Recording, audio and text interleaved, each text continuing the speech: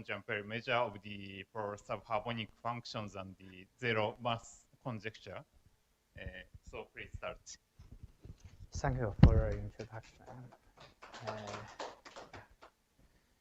First, I'd like to thank the organizers for invitation. It's my great honor to give a lecture here. And today I will talk about some results about singularities of Poiret subharmonic functions. This lecture is based on the following papers joined with Li, Liu, Wang, and Zhou. The paper will appear on arXiv soon.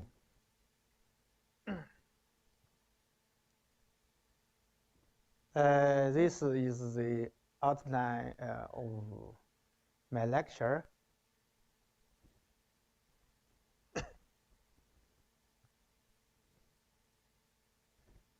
First, I discuss some background.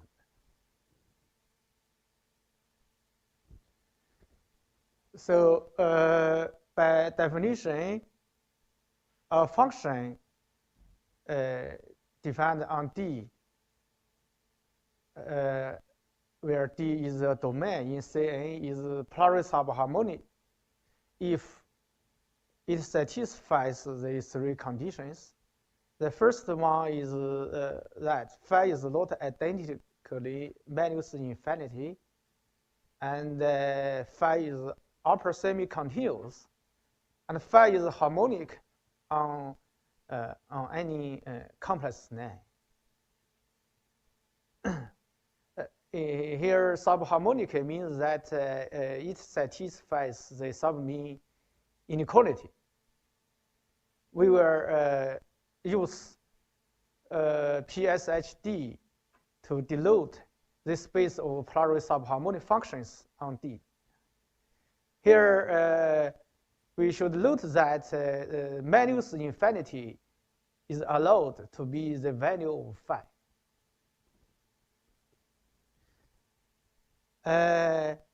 So pseudo-effective metric on a holomorphic line bundle or quasi-Poiret subharmonic functions on compact manifolds can be viewed as some global versions of Poiret subharmonic functions.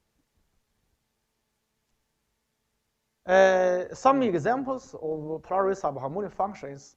The first one is log of f1 power alpha 1 plus fk power alpha k, with fg being holomorphic functions on D, and alpha g are non-negative real numbers. And the second example is minus log of the boundary distance if D is the domain of holomorphic. Indeed, the Poiret subharmonicity of this function is equivalent to the holomorphic and convexity of D. And if we are given several Poiret subharmonic functions, then we can construct new Poiret subharmonic functions as the maximum of these functions. And if phi g, if phi g is a decreasing sequence of Poiret subharmonic function on D, then their limit phi is Poiret subharmonic if it is not identically minus infinity.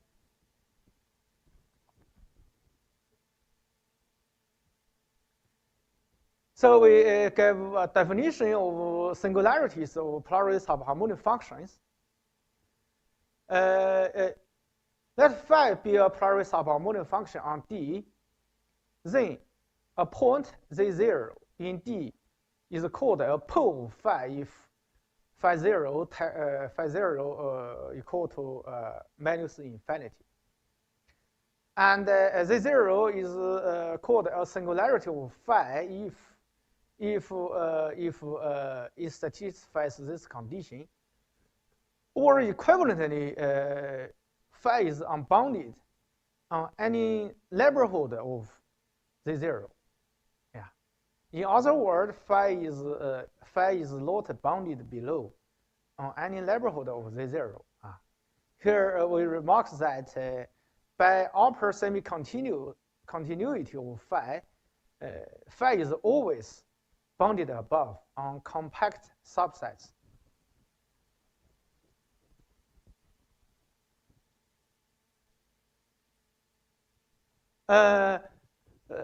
So let's take a look at examples of singularities of Poiret subharmonic functions.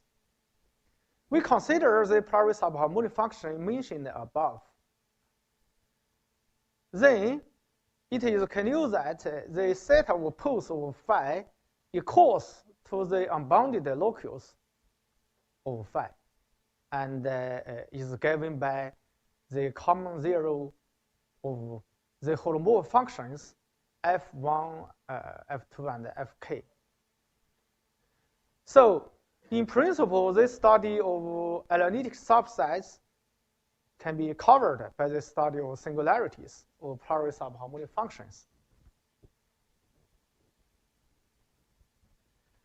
More examples. Let D be a domain in Cn, and Zg be a dense subset in D. Then we can define a Poiret subharmonic function as follows by this formula. If epsilon g goes to decrease to 0 first enough, how can we say that phi is Poiret subharmonic? The reason is that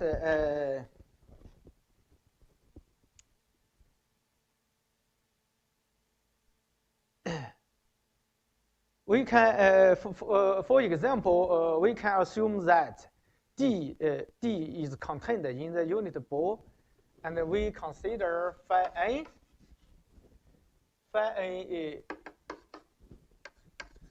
G from 1 to n the partial sum m G log.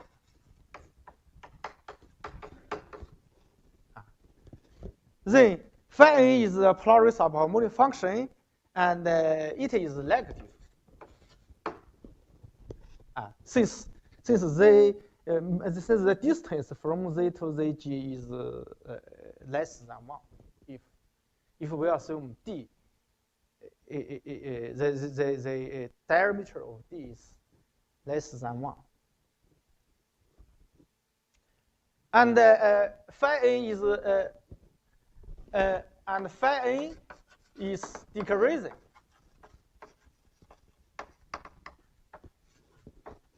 With respect to n. So phi is just the limit. Is the limit of a sequence of decreasing subharmonic functions. So to show that phi is Poiret subharmonic, it is sufficient, as I just mentioned above, it is sufficient to show that phi is not identical in minus infinity. So we just take A in D minus Zg, and if epsilon g goes to 0, fast enough, then we can say that phi A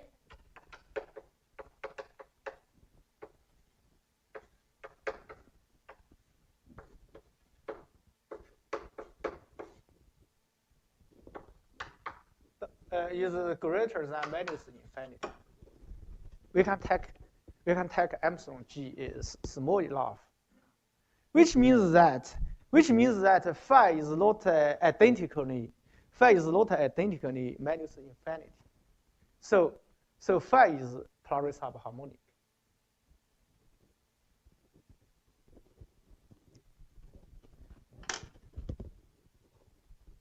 We can say that the set of poles of phi is exactly this dense subset.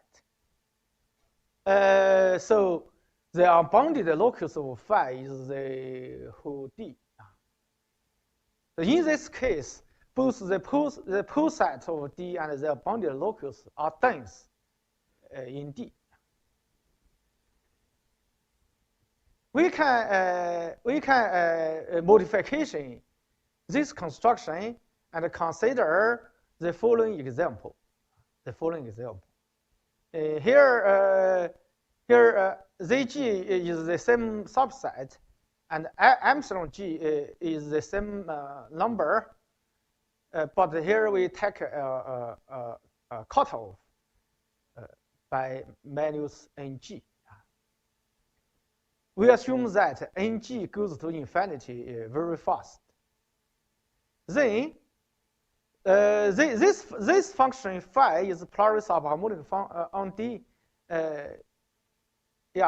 Phi has low pole, but the unbounded locus of phi is the whole D, which means that phi is not bounded on any open subset. So the unbounded locus, and the pole of a Poiret subharmonic function can be very complicated.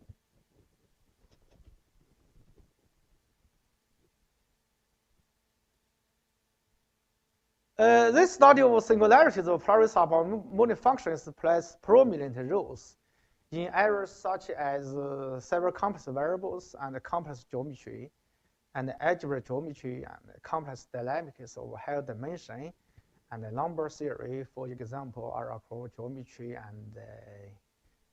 and Bombiris work on transcendent number theory and other areas. How to describe the property of singularities of Poiret subharmonic functions? There are several Lewin invariants. The Lewin invariance of singularities of Poiret subharmonic functions contains the first one, Lelong number. This is a very basic invariant of singularities of Poiret subharmonic functions, or even closed positive currents. Lelong numbers has different versions, such as ordinary Lelong number, generalized Lelong number, directional Lelong number, and the Lelong number of higher orders. And complex singularity exponent, multiplier ideal shifts, relative type introduced by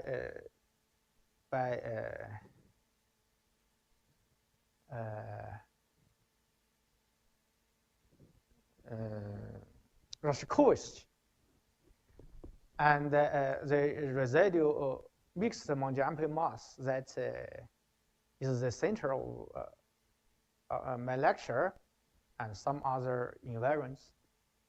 So I will not get definitions of all the invariants, and please see Demai's book, Analytic Methods in Algebra Geometry, for systematic discussion about these invariants.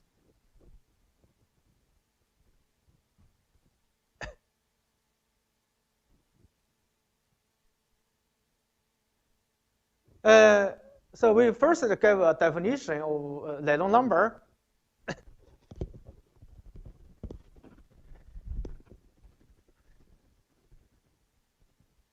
For a function phi, for a Poiret subharmonic function phi on D, the Lelong number of phi at Z0 is given by the following formula. So this the little number describes a comparison of phi z, the growth of decreasing of phi z comparing to the log z minus z0.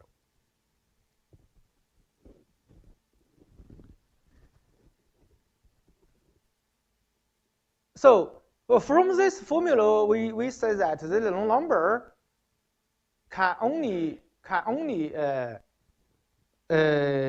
describe the most regular direction.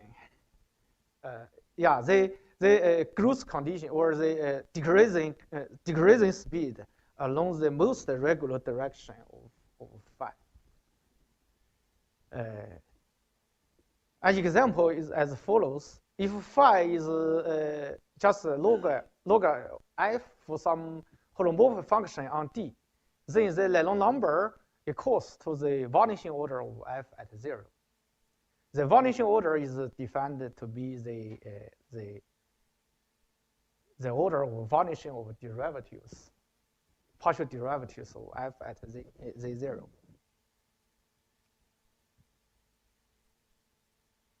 A remarkable result of Xu says that if the little number of phi at the origin is gamma, then phi is a priori submorphism on the unit ball, then the little number of phi restricted on L equal to gamma for almost all complex 9 in Cn.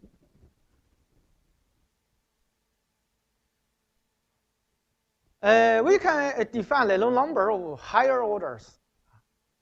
So since our consideration is local, we may assume phi is a priori submorphic function on Bn. Just for simplicity, we introduce the following notion.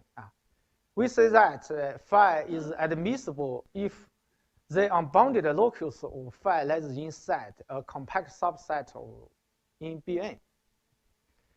So the importance of this notion is that if phi is admissible, if phi 1, phi n are admissible priori subharmonic functions, then we can define the Monge-Ampere measure of dd psi phi 1 yg dd psi phi n. This is a well-defined positive measure on the unit ball. Here, dc is this operator. ddc phi 1 is positive 1-1 current, closed positive 1-1 current. In general, we can the wedge product of these currents doesn't make sense. But if phi 1 phi n satisfies the condition admissible, then it is well defined.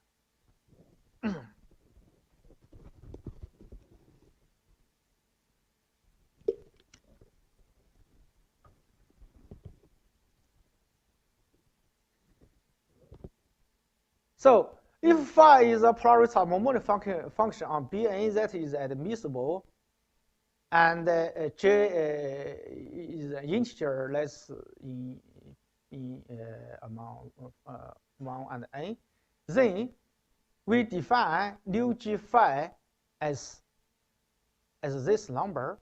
This number means that the mass of the origin with respect to this measure. Yeah. Of course, logarithm of z is the modulus of the vector z in Cn. Yeah. Log z is admissible and phi is admissible, so the products make sense. And then this is the positive measure on Bn. Then we can define the mass of the origin with respect to this measure. It is non-negative. We call nu g phi the little number of order g of phi at the origin. And for convenience, we set V0 phi equal to 1.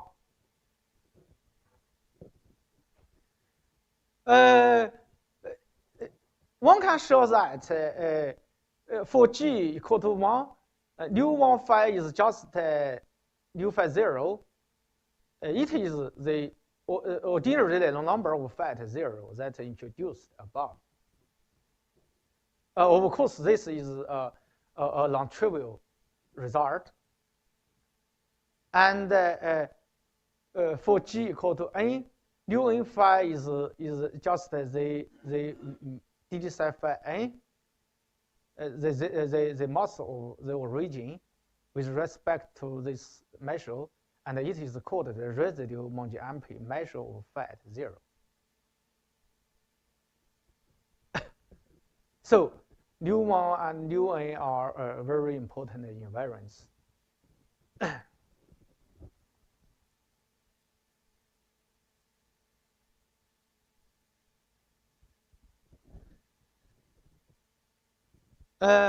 There are some properties about the random numbers of higher orders. For example, we have the following famous tensor type convexity. Let phi be admissible, then the following convexity property holds. Vg phi square is less than or equal to nu g minus 1 phi, nu g plus 1 phi for g from 2 to n minus 1. This means that nu g phi is log convex with respect to the parameter g, the discrete parameter g.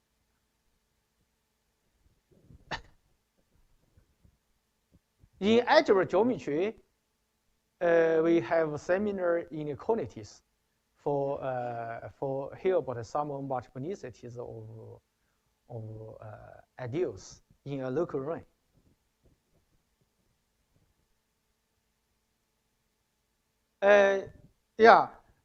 Let's take a look at the above this formula. It is just nu 2 phi square less than or equal to nu 1, the product of nu 1, nu 3, and nu n minus 1 square less than nu n minus 2 nu n. We can see something from these inequalities. First one, if nu n equal to 0, if the nu n, remember that nu n is just the Monge-Ampere measure of the origin. So if nu n phi equal to 0, then we get nu n minus 1 equal to 0 from this inequality. And nu n minus 1 equal to 0 implies nu n minus 2 equal to 0. So we inductively we get if nu n equal to 0, we get nu 1 equal to nu n minus 1 or equal to 0. On the other hand, if nu 1 equal to 0, from the first inequality, we can say nu 2 equal to 0. And inductively, from nu n minus 2 equal to 0, we can say nu n minus 1 equal to 0. But this is the end of this identity. We cannot deduce from the inequality that Vn equal to 0, nu n equal to 0. No, it's unknown. From nu 1 equal to 0, we can get nu 2 nu n minus 1 equal to 0, but we don't know whether nu n equals to 0 from these inequalities. Which means that we don't know the vanishing of the random number implies the vanishing of the Monge-Ampere measure of the origin. So in connection to this, we have the following fundamental problem, known as the zero-mass conjecture of Gilgy and Rashkovich. The conjecture states that if phi is admissible, then the vanishing of the Lelong number implies the vanishing of the Monge-Ampere measure.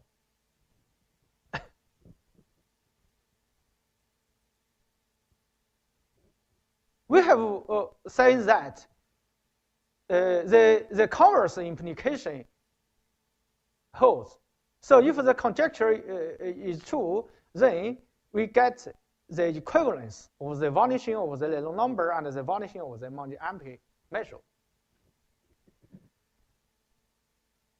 Assume the conjecture is true, then we have good news. Good news is we can solve the conjecture and get something deep. But this is also a bad news, since it means that all Lewin invariants are degenerate for Poirot subharmonic functions with zero Lelong number. So if a Poirot subharmonic function has zero Lelong number, then the multiply shift is trivial. The Monge-Ampere measure is trivial from this conjecture, and all the Lewin invariants about singularities of Poirot subharmonic functions are all zero. So we have low effective invariant for Poirot subharmonic functions of zero Lelong number. Lewin results about this conjecture, I need some Lewin results. The first is given by Rashkovich. If phi is toric, which means that it's invariant on the torus action on Cn. And weakland. This is the most fundamental result, Lewin result about this conjecture. If phi satisfies this growth condition, which means that phi z is bigger than gamma log z for some constant gamma, then the zero mass conjecture holds. And it was Lewin if E phi is Holder continuous, also by Rashkovich and by Lonely. Phi is S1 invariant, and the dimension is equal to 2. And this result of Li is generalized to general dimension by He, Li, and Xu. And very recently, He, Li, and Xu get a result says that the conjecture is true for phi. That is uniformly directional Lipschitz continuous. I don't want to get the exact definition of this notion and some other partial results by other authors. So in this lecture, we will discuss a completely different method to study this problem.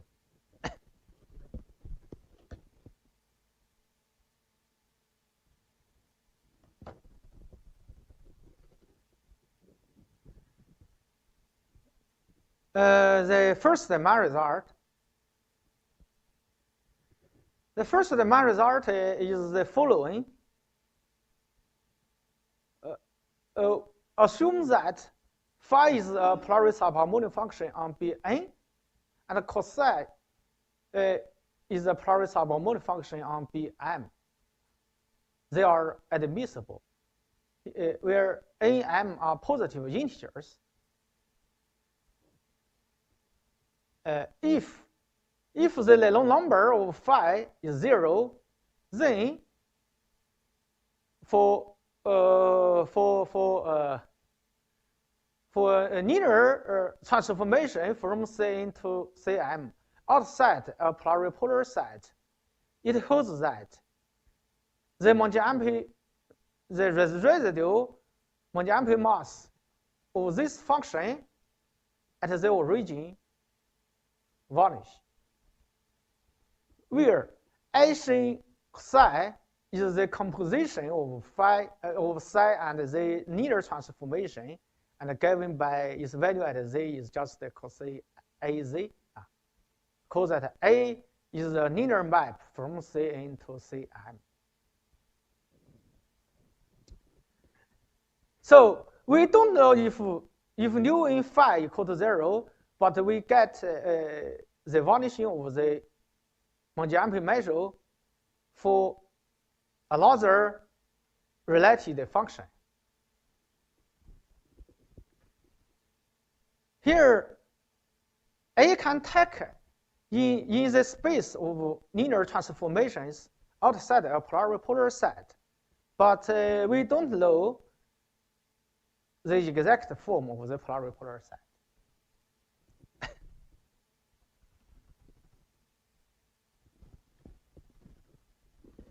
This term looks a little bit abstract, so let's take a clear look at it.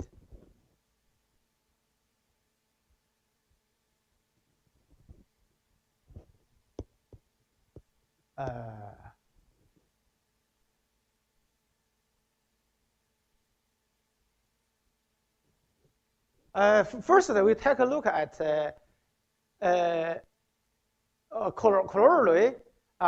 In the above theorem, if we take psi equal to cos psi equal to phi, then we get the following corollary.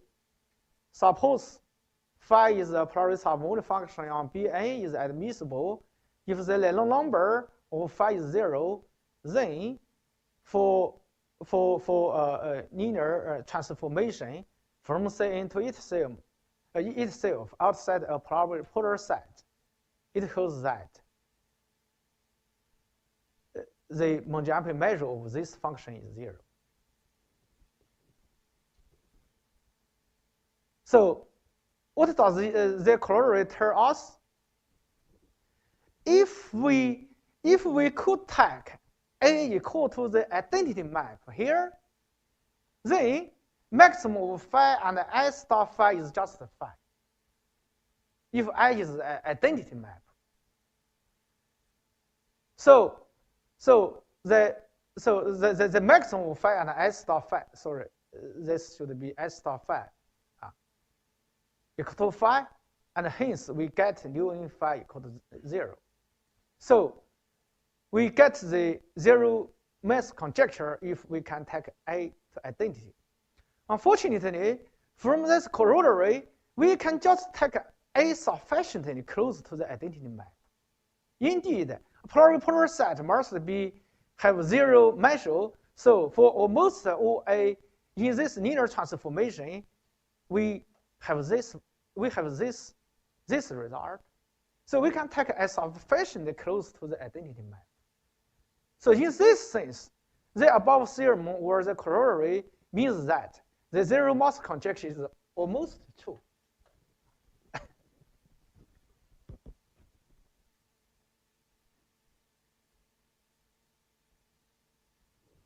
So let's take a look at some special case. We assume that the Leland number of phi is 0, and assume that phi satisfies this growth condition for some constant gamma. This is the context considered by Wakeland. Then in the above theorem, we take n equal to m and take the function psi as say z equal to gamma plus 1 log z. Then for any fixed endomorphism of Cn, A, the maximum of phi and gamma plus 1 log Az is just phi. Why? Since Az, the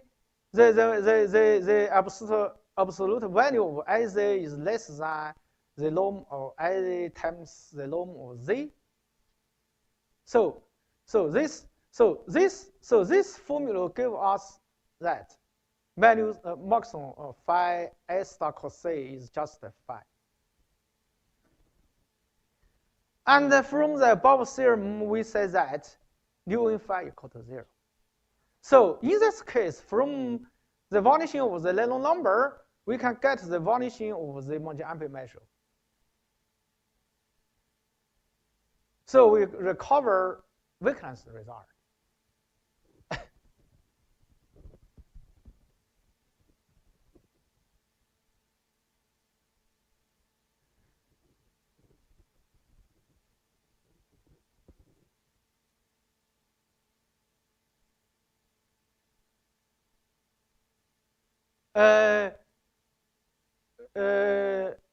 So let's sketch the ideal in the proof of the above theorem. We need two K2s. The first K2 already mentioned above is the convex property of higher order Lennon numbers given by this formula already mentioned. And the second tool is called the Crot's formula in pluripotential theory, which says that let dV be the UN invariant measure of total mass 1 on the Grassmann space GPN of p-dimensional subspace in Cn. Then this the DDC log Zn minus p. This is a current, closed positive current of by degree n minus p is given by the average of this current. So this current is by degree n minus p. So it is of by dimension pp. Here S is a linear p-dimensional subspace in Cn, and this S is just the current given by integration over S. So the exact meaning of this formula is as follows. DDC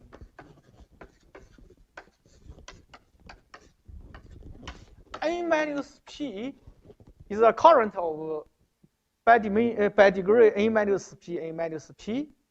So it can act on theta. Theta is a PP form, smooth PP form on Cn with compact support.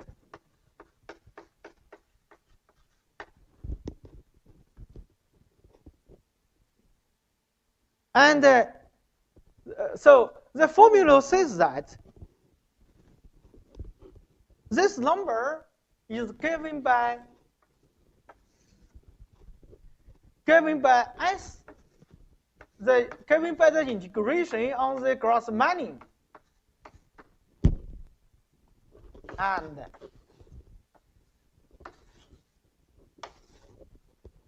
the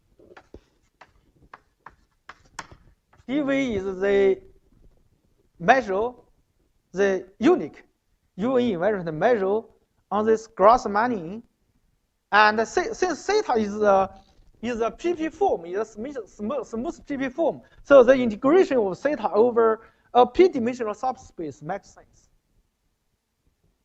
This is the meaning. This is the meaning of this formula. This is called Crofton's formula. It's a very basic result in our argument. and basic result in pluripotential theory.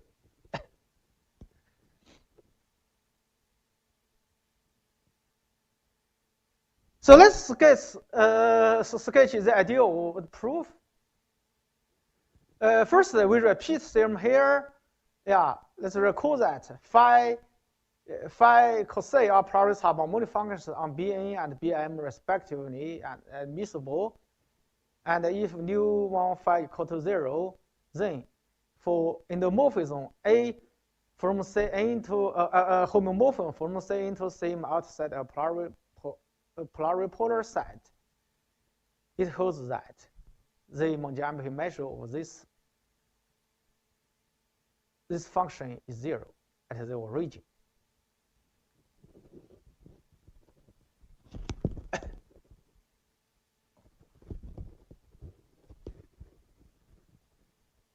The K-in set is enlarged the dimension. The details are as follows. The starting point is the vanishing of the Lelong number of phi. And from the convexity property mentioned above, then we get nu g phi equal to 0 for g from 2 to n minus 1. So if from the convexity property as explained above, we cannot get the information of nu in phi, the Monge measure. To get the information, to produce some non-trivial information about the Monge measure from the vanishing of the Lelong number and the convexity, our strategy is to enlarge the dimension from n to n plus m by considering this function. So this function, since phi cosine are Paris harmonic functions on Bn and Bm, so the maximum of them are Paris subharmonic function on the product of the two balls. Since the Lelong number of phi is 0, so the Lelong number of capital phi is also 0. This is trivial.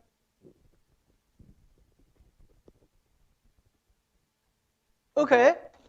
From the since the Lelong number of phi is equal to 0, from the convexity, we know that the Lelong number of phi of order n equal to 0.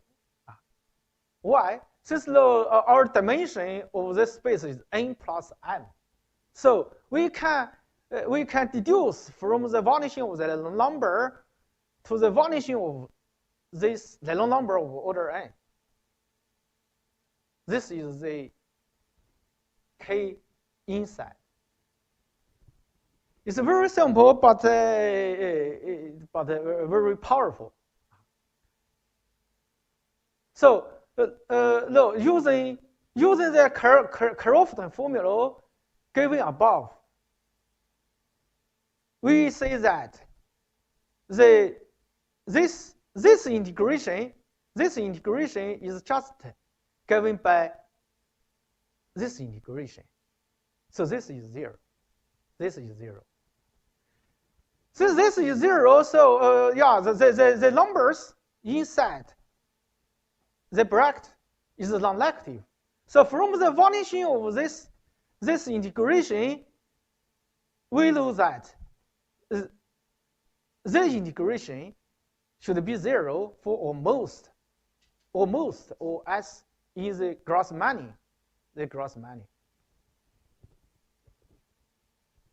Then we get that this is 0. So the vanishing for almost or as means that the vanishing of this value for almost or a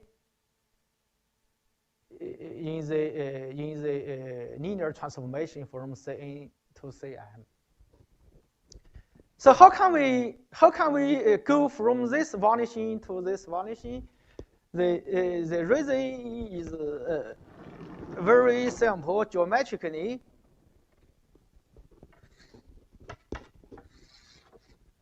Cn, Cm, and this is just Cn plus Cm.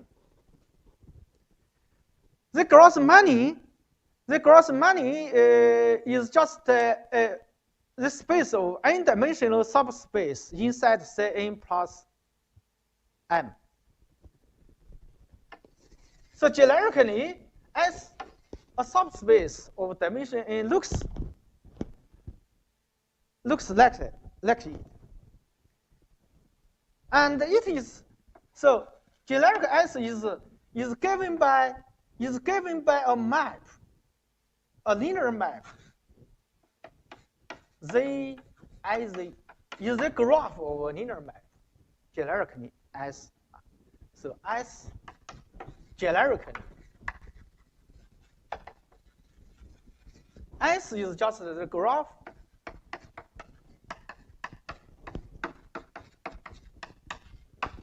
The graph of S, this map for some linear map.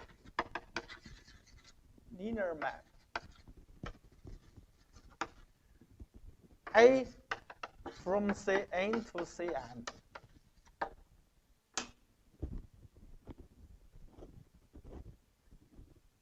If S is given by this formula, then the vanishing of this integration implies the vanishing of the Monge-Ampère mass at the origin. So we get up to we get a weaker form of a theorem. We get that the vanishing holds for almost A in the space of linear transformations. This is weaker since the theorem says that A can be taken outside a pluripolar set.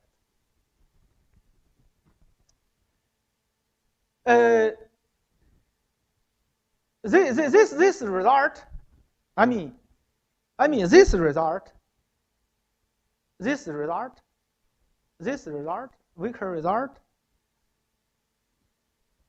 Though its argument is very simple, with the insight of enlarging dimension at hand, is powerful enough to give a sharp inequality about the relations between nu1 and nu-n, and can cover almost all known results in the literature about the zero mass conjecture. The argument for the pluripolarity part of the theorem is much more technically involved, and we omit it here.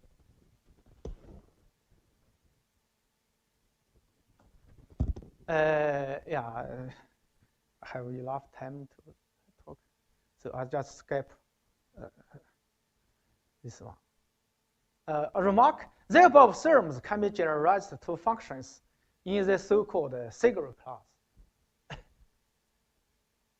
The second main result is as follows. For convenience, we'll first introduce the following notion. Let phi be a pluri-subharmonic function on Bn, then the truncate threshold LT phi, denoted by LT phi, is defined as follows.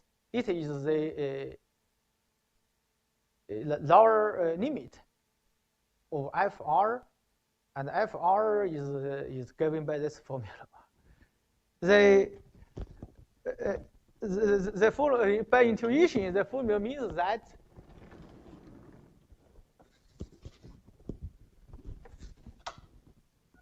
if LT phi equal to gamma, LT phi equal to gamma means that, or FT phi less than gamma means that we can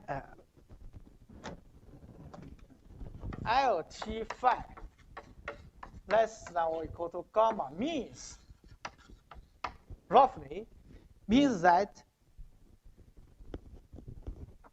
this is the origin, this is our unit ball. Means that we can take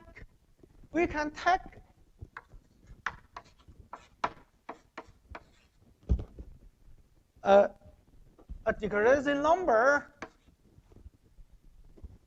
the sequence of number division to 0, and at each RG,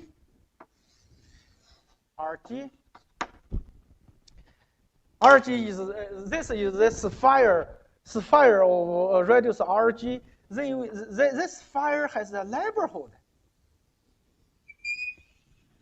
Has an open neighborhood. The neighborhood,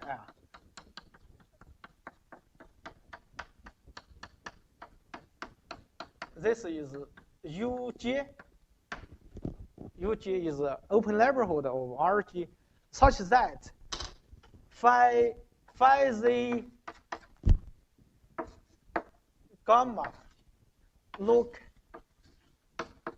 z for z in UG for G. So the number.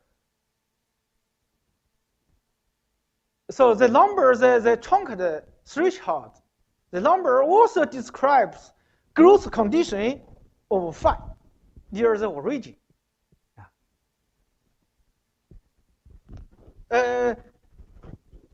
Phi G, we take another neighborhood.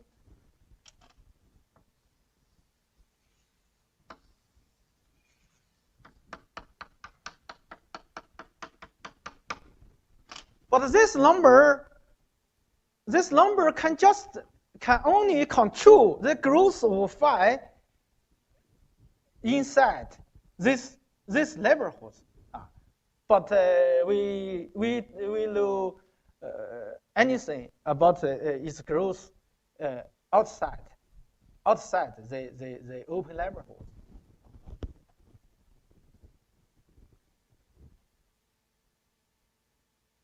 The second result gives an estimate among Lelong numbers of higher order.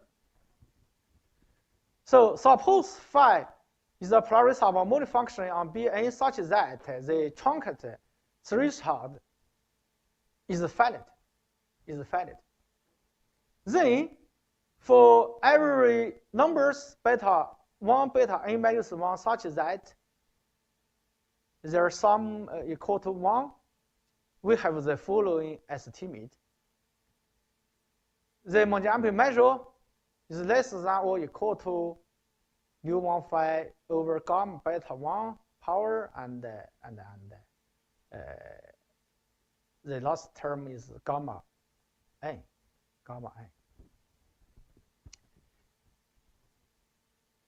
If in particular, a special case is that if we take beta 1 equal to 1 and beta 2 equal to beta n minus 1 equal to 0, then this estimate reduces to this one, mu n phi less than or equal to mu1 phi gamma n.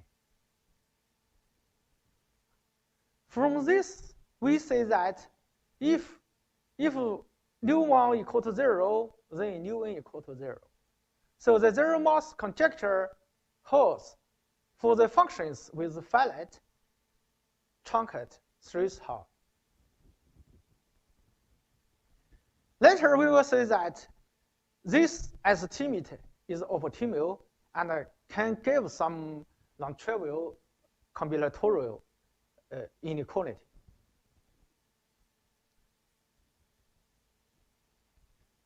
So the corollary is just that I explained. The zero mass conjecture holds for such Polaris harmonic functions with finite truncate threshold. Here we have a remark. If phi z satisfies this growth condition, then of course the LT phi is less than or equal to gamma. On the other hand, the converse is not true. We can easily give some counterexample, which shows that, possible that the LT phi is finite, but such type of estimate does not hold for all gamma. So in that sense, the above corollary cover weakness result, but go beyond it and other knowing results. The key insights in the proof of the above theorem, there are two key insights. The first one is the same as that we mentioned.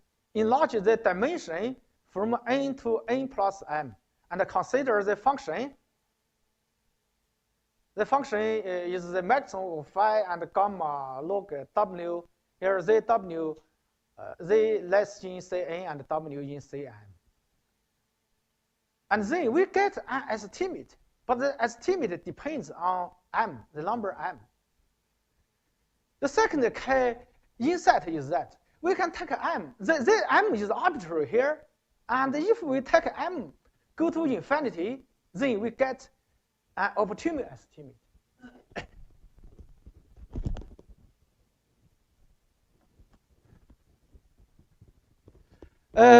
So we present some examples show that the estimate is optimal. For example, if we take phi equal to this, has this form, and one can show that the truncated threshold is alpha n, and the higher order Lelong numbers are given by this formula. Anyway, from the theorem, we can get the following combinatorial inequality. So I guess, yeah, it's a long-travel combinatorial inequality since we didn't find the elementary proof of it. Another example shows that the estimate is optimal. Also, more example. This example is constructed by Chini for different usage. This example also shows that the estimate is sharp.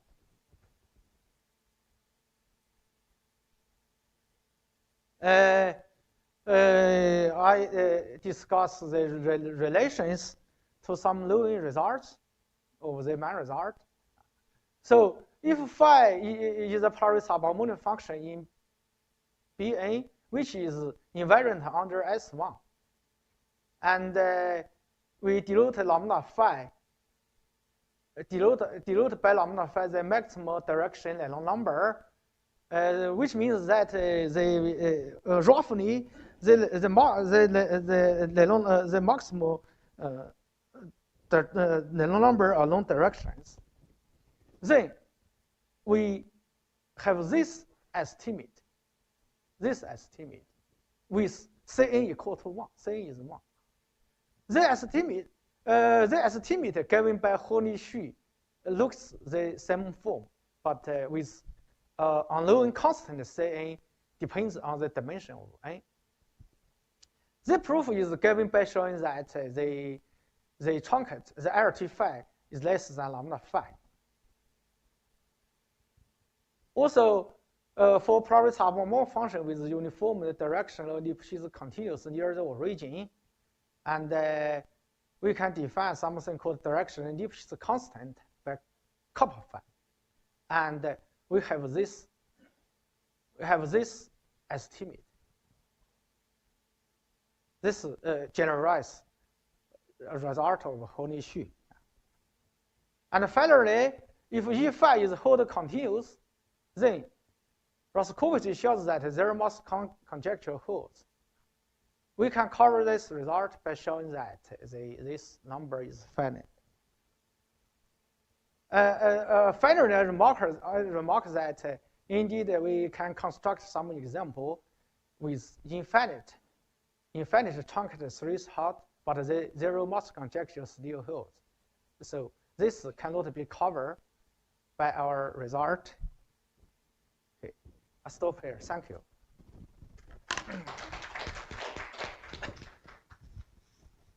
So thank you, Professor Don, for very nice talk.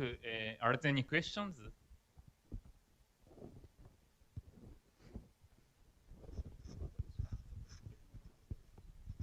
So if the truncated ratio is finite, is it admissible? Yeah. Oh, okay. Automatically. Thank you.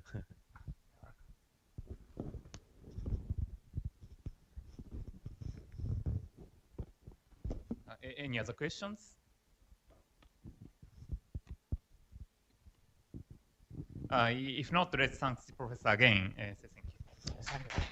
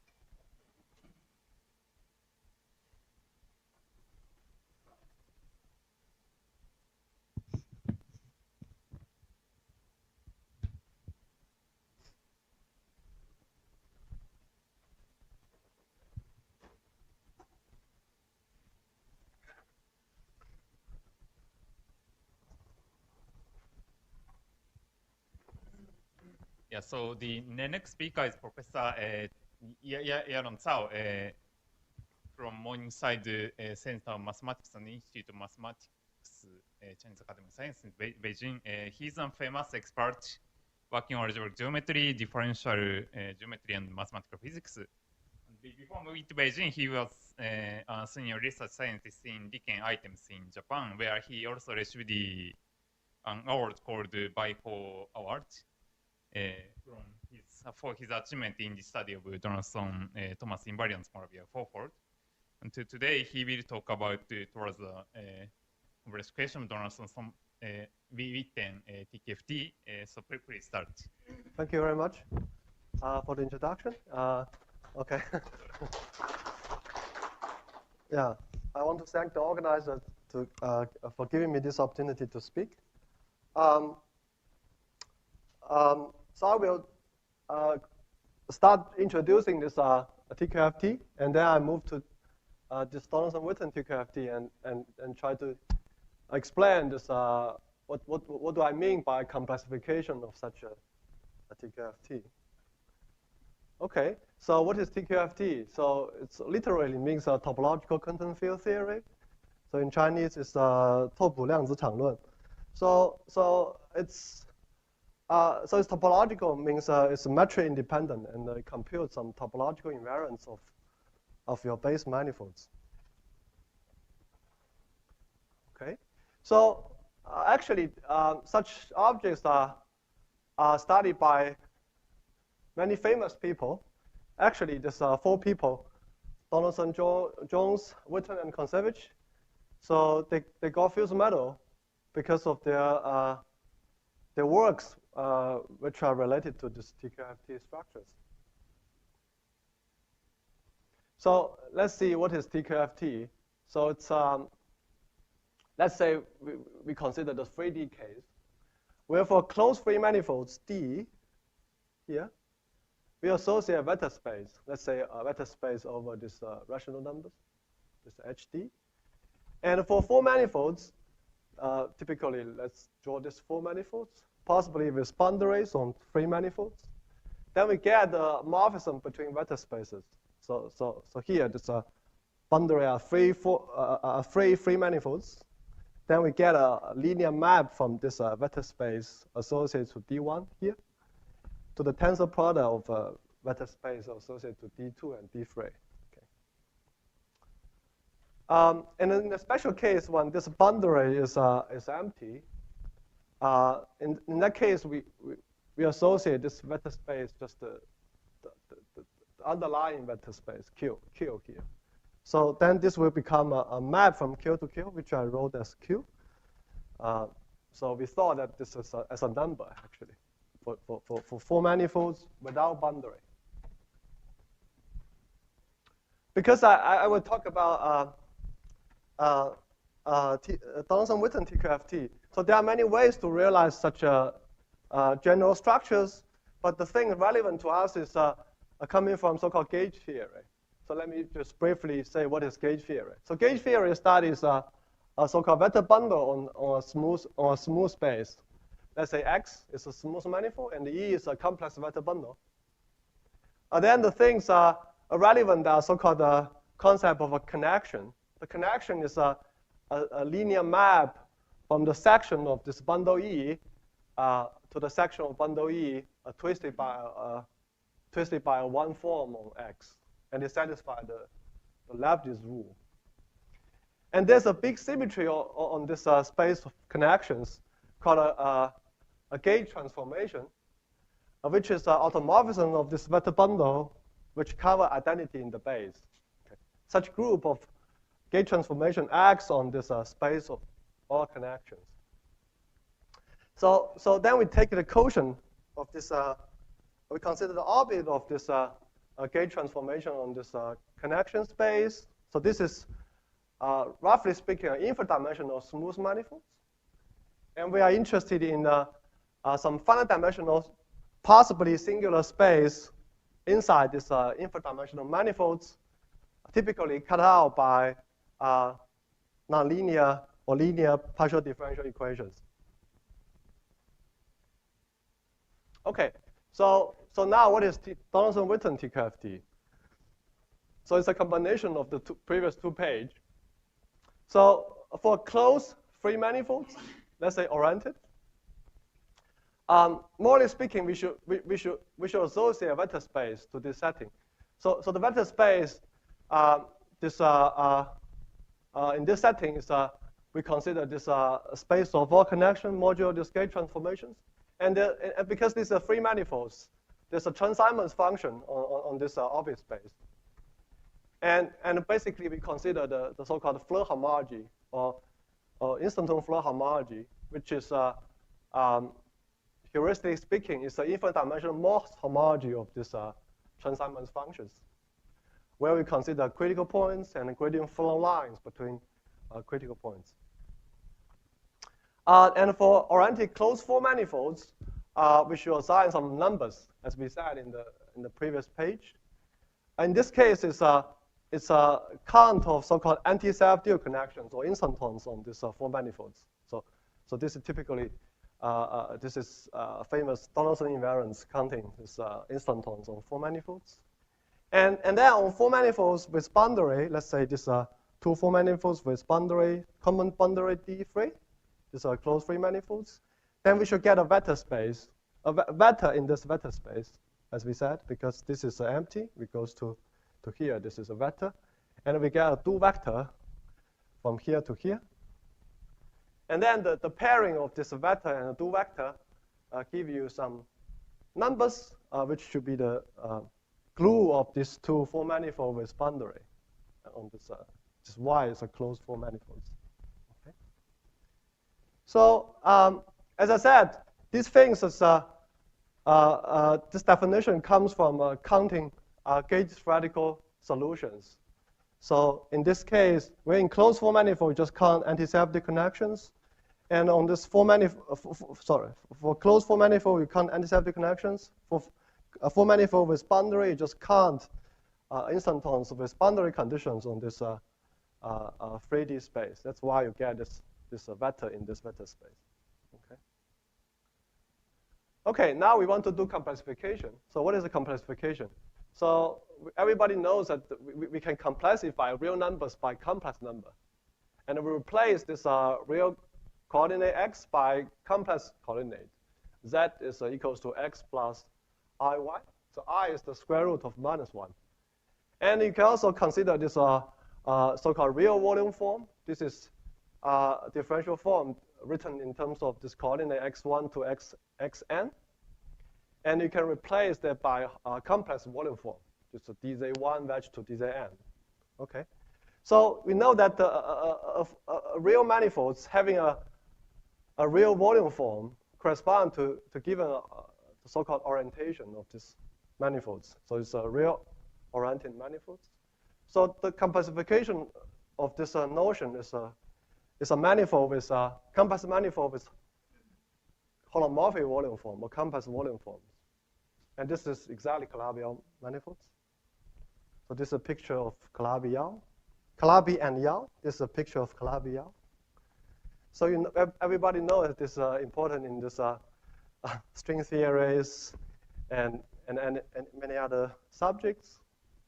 So now, basically, we want to complexify the previous pictures here to this holomorphic setting, this Calabi-Yau setting. So this is complexification.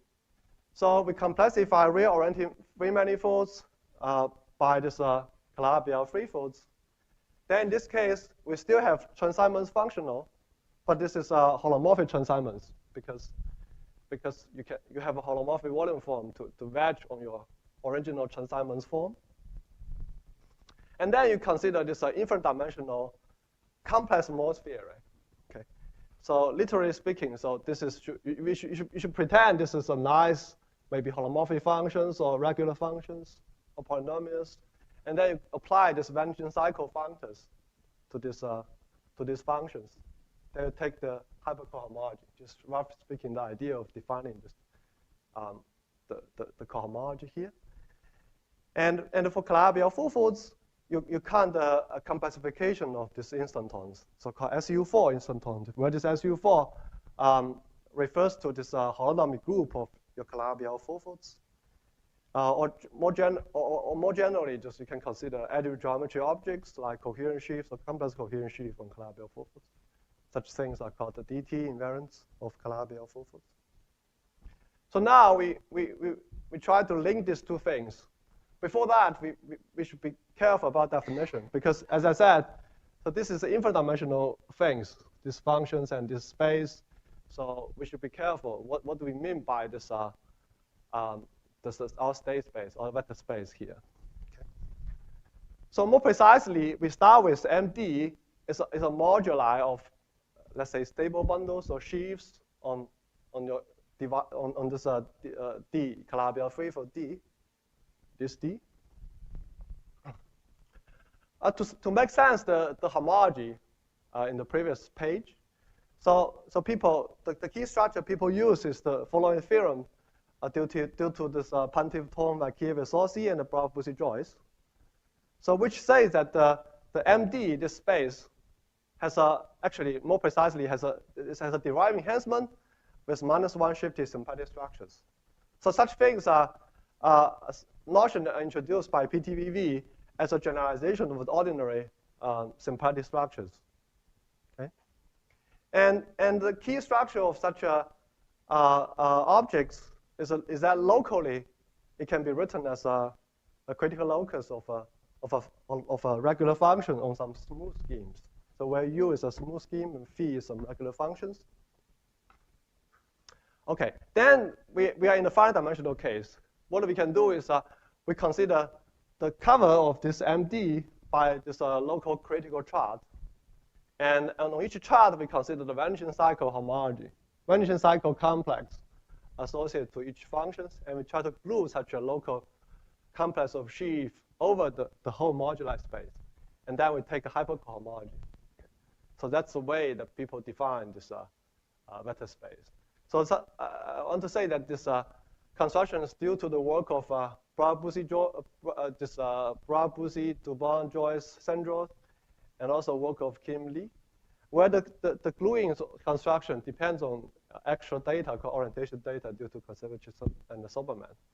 So it's a quite complicated thing to actually do this gluing and to compute this homology. But today, let's consider the simple case where we are just in one chart. In that case, MD is just a global critical locus of regular functions on some smooth scheme W. Okay, so this is the key player of today's talk. Okay, so now in this case, the vector space you obtained is just a vanishing cycle homology. Okay. Also, people call this critical homology because such complex is supported on the critical locus of your functions. And because of the potential applications to other things, so usually we also add this flavor symmetry. This is some extra, let's say, torus acting on everything. And we want to take the equivalency with respect to this torus.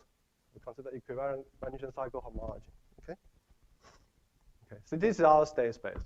So let me give you some examples of such a homology or the critical locus. So the first example is given by so-called gauge linear Silver model, where you consider total space of O minus 5, this degree minus 5 line bundle on this complex projective space of 4 dimensions, this P4. Which you realize as this GIT quotient. You take C5, you take out 0, and you cross C, you mod out by this C star action. Where this C star acts on the C5 by weight 111, and the last coordinate C is by weight minus 5.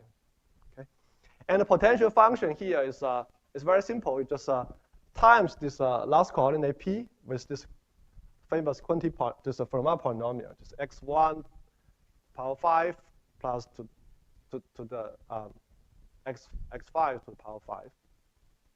Okay, so what's this thing? Okay.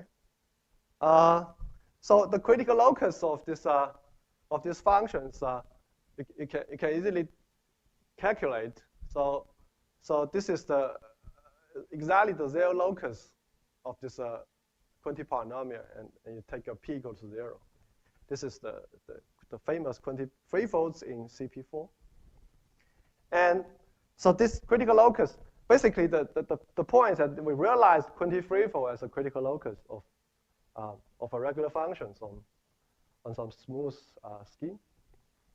And in this case, the vanishing cycle homology I mentioned is not mysterious. It's just the ordinary homology of your 23-fold. So this captures all the states you care in the ordinary, either Gromov-Fulton theory or mirror symmetries. Okay. And I want to say that such a construction is important in this so-called Landau-Ginzburg-Calabi-Yau correspondence, studied by many people. Okay, so the next example is a global critical locus given by so-called equivalence potentials. It's come from representation theories. So here we draw these diagrams. We have a circle vertex and a box vertex. And we put some just paths in here. So we have 3 loops and 1 path from this here to here. Then given this diagram, we can consider the so-called associated representation space. So where we assign each this node with a vector space. Let's say this is a n-dimensional vector space. This is 1 dimension. Then we consider representation space, and which means that if you see a path, then you get a homomorphism from the source of your path to the target of your path. So typically, here you see 3 loops, so you get the hom v to v 3 times. And here you from C to V, just basically I write it as a V. Okay. And then in this case, there's a gauge group. This is a GLV, acts on this your vector space. He acts on here by conjugation action and acts on V by, let's say, left multiplications. Okay. So on these equations, we can define a potential function phi, which is you take these elements here, which are basically matrices, A, B, C, and you take elements V, small v in capital V. Then you take a trace of this A times this B bracket C, where B bracket C is just the ordinary commutators, just B times C minus C times B. Okay. So in this case, we have extra data, just the flavor symmetry, just the F0 or F you see in the previous page. Here, this F is a C star 3. This is a 3-dimensional torus. Scaling your vector space W by scaling this ABC. So this is a left multiplication by this T1, T2, T3. And you can consider a subgroup of this F where they satisfy this T1 times T2 times T3 equals to 1. Okay. So the importance of such things is that this group does not preserve the function phi. So phi is not invariant under F. It's only equivariant under F, but F0 is invariant under this function phi. Okay. And now as we said, this the important thing about this a smooth scheme and a regular function is the critical locus. The critical locus is, in this case, the so-called Hilbert scheme of endpoints on C3. Okay. So because C3 is non-compact, so we know Hilbert scheme is not a proper space, but it's equivalently proper in the sense that if you consider the F0 torus fixed point of this critical locus is proper. And moreover, it's a finite set. It's labeled by the so-called 3D Young diagrams with unboxes, where you lay boxes in this 3D space. If you go out to this X, Y, Z direction, so the number of boxes, it goes to this X1 directions. The number of boxes are non-increasing. And the end, this N is exactly this vector space N, just give you this total number of boxes where you put in this 3D space. Okay. In this case, you can consider the F0 equivalent Vanishing cycle homology. This is people call it cohomological DT theories because it's all characteristic recovered ordinary DT invariants on this Hilbert scheme of points on C3. And it's a very important subject recently studied by people relevant to geometric representation theory. If you take a direct sum of such a vector space over N, there's some quantum group actions on such things. Okay? Okay, so having talked about so much about Calabi-Yau 3 and the vector space associated, and now we want to link with the numbers on Calabi-Yau 4 folds, okay, through some TQFT type structures or gluing formulas. Okay, so how do we relate this 4-fold with 3 folds? So the way is we consider this geometry. This Y is a 4 folds, and D is an anti-canonical divisor of this smooth anti-divisor of this smooth 4-fold. We call this a log Calabi-Yau pair because D is an anti-canonical divisor. If you take out D in Y, then this is an open Calabi-Yau. Okay. So now we want to relate the sheaves on Y and sheaves on D. Okay. So the obvious way to do is to do restriction. You can take two kinds of restriction. One is you just restrict this F to D, this classical restriction. The other is you resolve F by a complex of bundles and you do a restriction. This is derived restriction. So either one has its advantage. So this one is geometrically better because in many examples you can easily see what is the restriction of your sheaf F.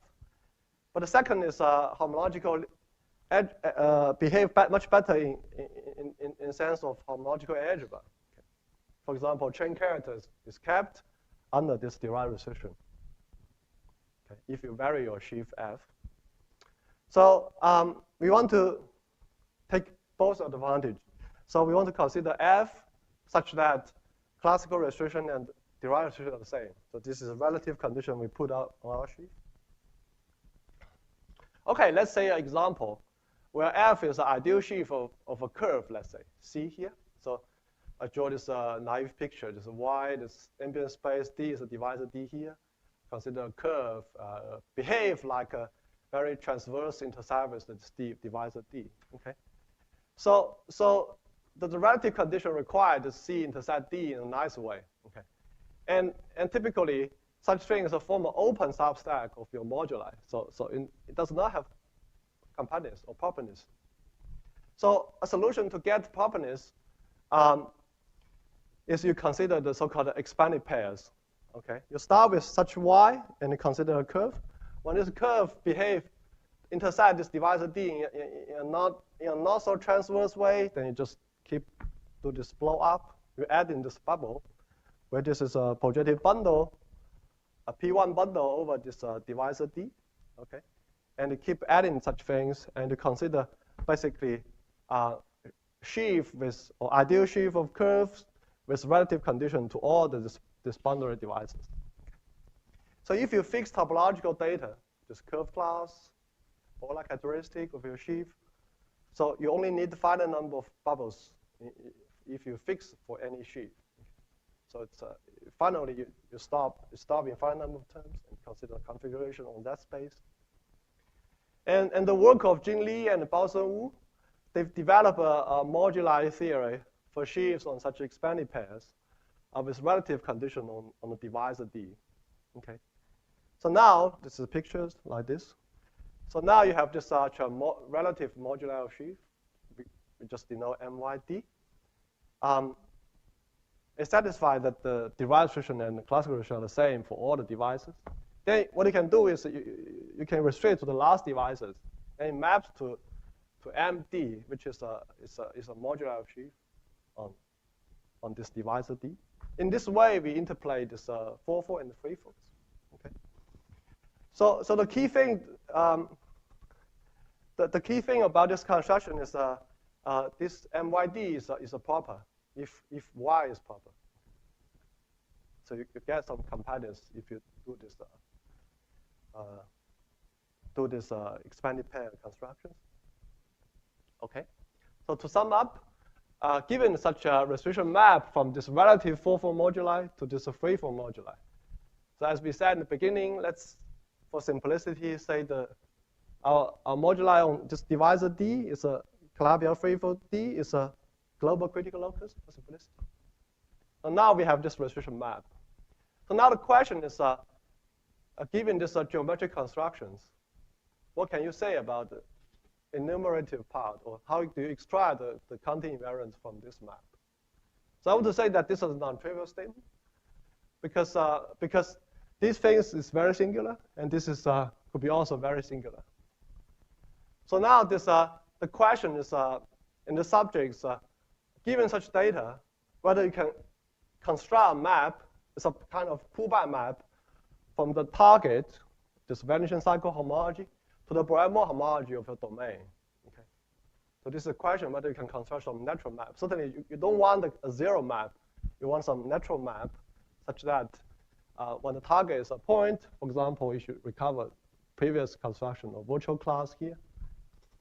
So this is related to a conjecture of dominant Joyce. Okay. I'm going to say this is a difficult conjecture because Dominic conjectured this is conjectured this, so it should be difficult. So there's a similar version of such conjectures in the K-theory. So where you replace the critical homology by so-called critical K-theory, which is the Gaussian group of the so-called matrix factorization categories of your smooth space W with potentials. Here, the object is a pair of coherent sheaf on W, such that there's homomorphisms, where the square is not zero, but the square is the potential functions. Okay, so now the important things about having these two map is the following consequence. Okay, so given this two map, let's say we can construct some natural map here. If you because this thing has a properties, you can push forward to a point. Okay, if you push forward to a point, you get what? You get an evaluation of states in the left hand side, because the states, the vector space in the left hand side is this Calabi-Yau 3-fold moduli of sheaf, this state space. Then if you can construct this map, you push forward to point, you get evaluation of your states, like partition functions on your Hilbert space. Okay, so let me explain some part of work in this direction and also these things. So we call this approximation by algebraic cycles. So here the key structure is the zero locus of this function phi. Let's say that we denote this inclusion of the zero locus by I. We know that there's a Milnor triangle relating this nearby cycle and functor and the vanishing cycle functor and the pullback to the zero locus. And then we can take the homology, basic global sections. Then you get a so-called canonical map from the Bragg-Moore homology of zero locus to the vanishing cycle homology. Okay. And relating this Bragg-Moore homology with this child group, there's a version of this Bragg-Moore homology in algebraic geometry called child groups of algebraic cycles, and there's a cycle map mapping such cycles to elements in Bragg-Moore homology. Okay, combining these two things, what you get is algebraic cycles on zero locus to your vanishing cycle homology. Okay. So this captures algebraic cycles on your vanishing cycle homology here. This line. And similarly, a K-theory version, there's such a canonical map. So canonical map from zero locus to the critical locus, based on the following equivalence of categories. The left-hand side, so-called singularity categories, is the Verdeel quotient of this deallocated coherent sheaf on zero locus by this perfect complex on zero locus. And the work of Olaf and this BFK, in various versions, they prove such an equivalence to the matrix factoring category. Okay. Then you can take a Gaussian group. Then you see that the K theory of, or rather G theory of your zero locus maps to the critical K theory. Okay. Okay. So having this canonical map in both settings, in the K theory version or in this homological version. So this is first theorem of this is a joint work with Gufang Zhao and Zijun Zhou, where we can construct a pullback map from the child group of zero locus to the child group of the relative moduli on 4 foots. And similarly, there's a case-radical construction from zero locus to your 4-fold moduli, okay, satisfying natural functorial properties. Okay. So you see that our aim is in the end construct such a map. But now what we can do at this point, at least at this page, is that we can construct states from zero locus under the canonical map. Okay. So in the K theory, we can do better. This joint work with Kunobu Toda and Gufang Zhao. We say that we actually solve this joint conjugation in case radical case in this global critical locus, where we can show the descent of the previous pullback to the critical K theory. So some key features about this construction is, as you see from the very beginning of the slides, that the shifty symplectic geometry play a key role. So the thing is like this. So MD is a global critical locus. So such things forms an important class of so-called -1 shifty symplectic derived scheme. And if you map to the ambience by W, this is a Lagrangian fibration, -1 shifty Lagrangian fibration. And such a 4-fold moduli restriction map give you the -1 shifty Lagrangians on your global critical locus. I want to say that in the shifty symplectic world, this Lagrangian does not have to be a subset. Okay, it can be a much bigger dimensions. Its dimension doesn't really matter. Okay, and now some abstract machine tell you that the composition of Lagrangian with Lagrangian fibrations shows that this composition is a -2 shifty symplectic. So relative each fiber of such map is -2 shifty symplectic. Basically, it behaves like a modular tree from Calabi-Yau 4 foots. Okay, so now for -2 shifty symplectic, you have very special obsession theory, in the sense that the obsession bundle has non-degenerate quadratic forms. And then in this case, you can just use this SONC, this non-degenerate quadratic form with orientation. So there's a notion called the SONC characteristic class or half-Euler class, and its localized version due to O. Thomas and Park in the family version. You can use that construction to apply to our case. And the third thing is that in the K-theory version, to show descent, you need some arguments from this matrix factoring category. I don't have time to give you details here, but let me mention some okay. Before mentioning examples, let me mention what is the Green formula. So roughly speaking, so this is not very precise statements, but the idea is like this. So given a family of 4 folds, where this X is 5 folds, have this map to A1, where you have generic fibers are smooth Calabi-Yau 4 folds, and the central fiber is this a glue of 2 p's we discussed in this previous setting, where the central fiber is a glue of 2 4 folds along this anti-canonical common anti-canonical divisor D. Okay. So both p's are log Calabi-Yau 4 folds, and the whole thing is a singular Calabi-Yau variety. So in this case, we have the generic fiber theory, and we have relative theory in the central fibers. There's a degeneration formula relating these two things. This is a rough statement of the degeneration formula or gluing formulas. And this is some more detail about the formulas, but I think it doesn't make sense to explain here. Okay, let me pass to this application part. So the first application is the simplest Calabi-Yau form. It's a complex vector space of 4 dimensions. And although this space looks simple, but you can consider very complicated moduli on such a C4, such a Calabi-Yau force. It's the Hilbert scheme of points on C4.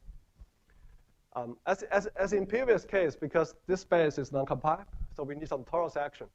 So here the T is similar. We consider this Calabi-Yau 3-dimensional torus, where T1, T2, T3, T4 times equals to 1. So preserve the holomorphic volume form. Okay, so now the torus fixed point you can similarly analyze in the C3 case. So now this is not laying boxes in 3D space, but it's laying boxes in the 4D space because we go in 1-dimensional higher. And such things are called 4D Young diagrams or solid partitions in literatures. Okay. So I want to say that such a combinatorial object is complicated. And until today, we don't have a even conjectural closed formula for their accounts. And McMahon, who is a giant in the subjects, gave a wrong guess more than 100 years ago. But anyway, so we don't know the closed formula for such counts. But the thing is, the perspective we take here is this space is very singular. So maybe an easier count is you just use virtual count. Okay, use virtual class to count these points on C4. So you have a virtual class, equivalent virtual class on Hilbert scheme points. You can take some insertions. The insertion here we take is we take equivalent line bundles. We consider the tautological bundle associated with these line bundles, where the fiber of the bundle is an n-dimensional vector space. Now you have a degree n cycles on Hilbert scheme. You have a complex vector bundle of degree n, of rank n. What you do is you take the most canonical characteristic class, is the Euler class. Okay? So this is a theorem we prove. So the left-hand side is a Jennings series of such invariants I mentioned. You take an equivalent Euler class of these tautological bundles associated to any line bundle L equivalently, and it integrate on the equivalent virtual class. Such things has a very nice closed formula. So the right-hand side, the base is the McMahon functions, okay, which is a partition function for 3D Young diagrams, where the power is relevant to the fourfolds. It's the third equivalent Chern class of C4 times the first equivalent Chern class of line bundle integrate on C4. So this integration means the equivalent push forward to a point. Okay. So remark is that many years ago in Krausdorff conjecture, there's a case-theoretical version of the bar formulas, and Ku and Normal they announced a proof still in progress by factorization sequence of Andrew Krunkov. Okay. So what we do is a cosmological version. We also compute. We can also use this machine to compute the zero-dimensional invariants, also relative invariants for all log Calabi-Yau local curve, not necessarily C4. Okay. And these two formulas this formula has two interesting specializations. So the first you can take is the line bundle associated to a smooth divisor D. Let's say this just the affine space C3 inside C4. And in this case, you can show that our previous formula recover this integral on this Hilbert scheme points on C3, integrate 1, where this is recover this formula by Martin, Krausdorff, Krunkov, and Pandari-Pandey. And another limit, another specialization you can do is you push a divisor to infinity. Then you don't see the divisor. Then what you get is you get an equivalent integral of 1 on this Hilbert scheme point on C4. So this is more like this Krausdorff partition function in the C2 case. Okay. So now similarly, you can show this closed formula. This is exponential of this equivalent certain class of C4. Okay, so maybe I don't have much time to explain the proof. So I want to say that the proof is modeled on this pole analysis of MOP on threefolds. And it uses our degeneration formulas said in the beginning. So, okay, I will just go to the next example, where you consider not C4, but it's, you have some curve inside your fourfolds. Here is the local curve. You consider P1 and consider direct sum of three line bundles with degree L1, L2, L3 on this P1. So Y you see is a fourfold, and you take a divisor to be a disjoint union of some points in your P1. Okay, you take some disjoint union of this C4 or C3. Now you impose the log Calabi-Yau condition, where this divisor is an anti-canonical divisor of Y, which boils down in this case is the summation of this Li equals to n minus 2. Okay. So in particular, if you want to look at this Calabi-Yau form, you just take a sum goes to minus 2. And you don't put any mark points here. Okay, this is a special case. So now the thing is that the restriction map we said in this degeneration expanded pairs case has some components of this form. Okay, so the right hand side is basically Hilbert scheme of points on C3, product of Hilbert scheme of C3, where the number is based on the number of mark points. So the left hand side is some so-called cosine map of genus 0 of n points to this singular scheme, Hilbert scheme of d points on C3 with curve class base.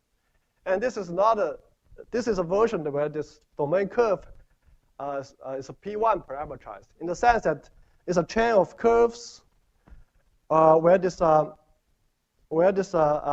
a distinct components map isomorphically to P1. You contract all other components. Okay. So now I take this example. Okay. I take this example of 2 points where you have 2 mark points to evaluate. So you can evaluate this map at these 2 points, and it goes to Hilbert scheme of points. It goes to the 2 product of Hilbert scheme of d points on C3. Okay. So I want to say that in this case, the about relative 4D theory defines the Gromov-Witten type invariance of this Hilbert scheme of points on C3. So I want to emphasize that this is a non-trivial statement in the sense this is a singular space if D goes bigger than equal to 4. Ordinary Gromov-Witten theory only deal with smooth space. Okay. And the next theorem says that we can replace this Hilbert scheme of points on C3 by any equivalence potentials or critical loci in GIT quotient and define the Gromov-Witten type invariance. Okay. So the remark is that this gives a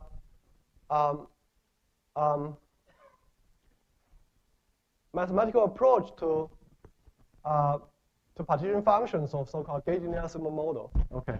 Just after the work of Witten, Van Jarvis Run, and just many people, okay, including Kim Lee and Tian Xi and Paolo Kim, many people. And the second is it can be used to extract information of quantum group actions on this vector space, the state space associated to Calabi-Yau threefolds, along with ideas and works of Okonkov School and academic variety. This is rather just a work in progress. Yeah, I hope to address more maybe in the future when we get more details. It seems that I saw that this is yeah, okay. Anyway, I'll stop here. Okay, I'll stop. Yeah, okay. Thank you. Yeah, I just wrongly calculated the time. I thought that I'll start from 9:30. Yeah, anyway, we have 15 minutes for questions. Yes, thank you for nice talk. Is there any questions? Yes. Sorry, can you explain a bit more why your formula with the McMahon function to this power does not give the count of 4D partitions? Yes, thanks. Yeah, it's a good question. So the point is that, okay, so these things you can use localization formula to write in terms of torus fixed point, right? So the torus fixed point is exactly given by this solid partition of 4D Young diagrams. But the problem is that here the virtual classes and the OLA class give you some weight at each point. The weight is not necessarily 1. It's some complicated rational functions in equivalent parameters. Yeah. So it's difficult to manage the parameter to make it 1 anyway. I think according to Nekrasov, what he said is 1 is not the right measure. You should look at this measure maybe or his measure anyway. Yeah. Thank you. Yeah, okay.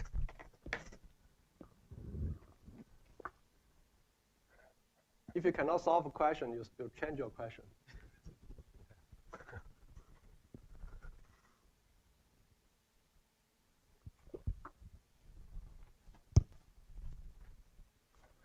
But I think you still have 15 minutes. What should I do? Okay. Yeah, sure everybody wants to listen? Yeah, I think It's up to you. yeah, I think let's just stop here. Yeah. Any other questions?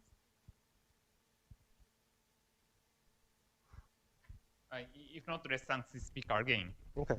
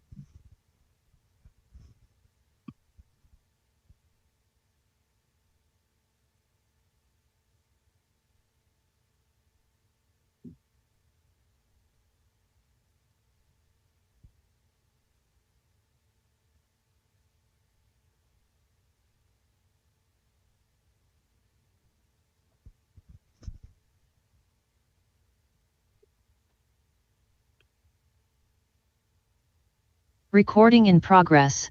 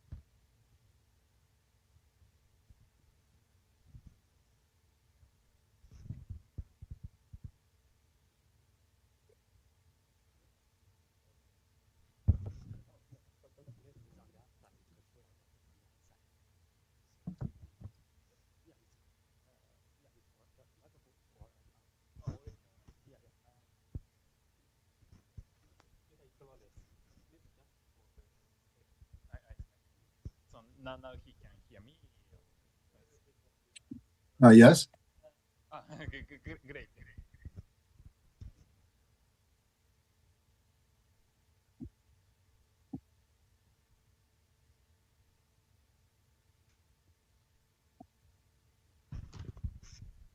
Hello. Yeah. Can you hear me?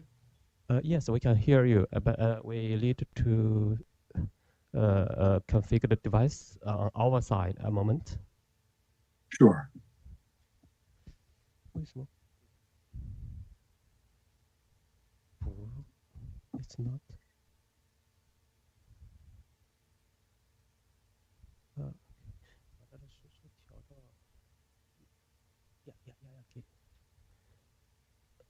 Hello, Professor. Could you speak again? Sure. Can you hear me? How's this? Should I keep talking? Okay. I just try to speak again. And Okay. Yeah. Okay. Hello. So 1, 2, our 3. side it's okay now. And could you say a word again? Yes. Professor Doran? Yes. What do you need me to do? Okay. I think. Okay. It's okay. We're good with sound.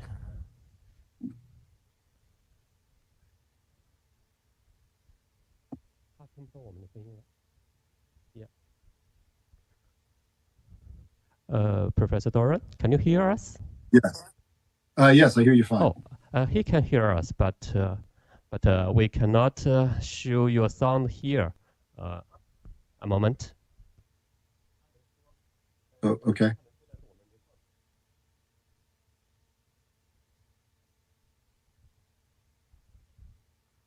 Okay, a moment.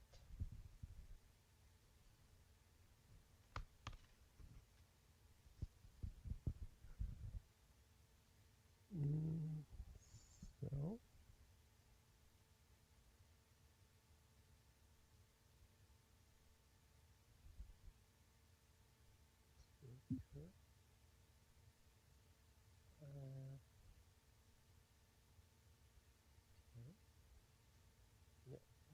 Speaker and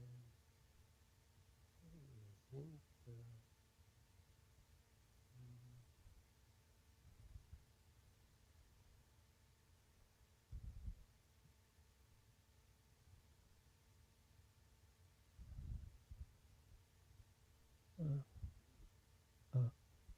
the Professor Doran, could you speak again? Sure. Can you hear me now? 1, 2, 3. 1, 2, 3. Yeah, okay. I can see you speaking, but okay. We still need to configure our side to show your sound. A moment. Okay.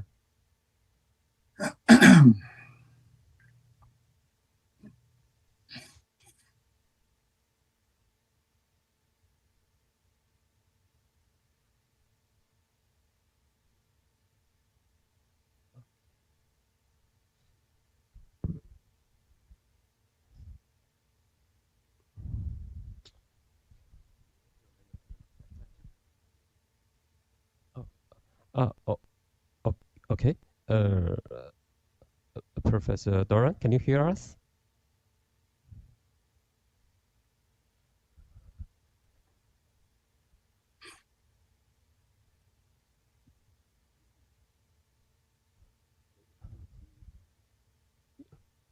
At the moment.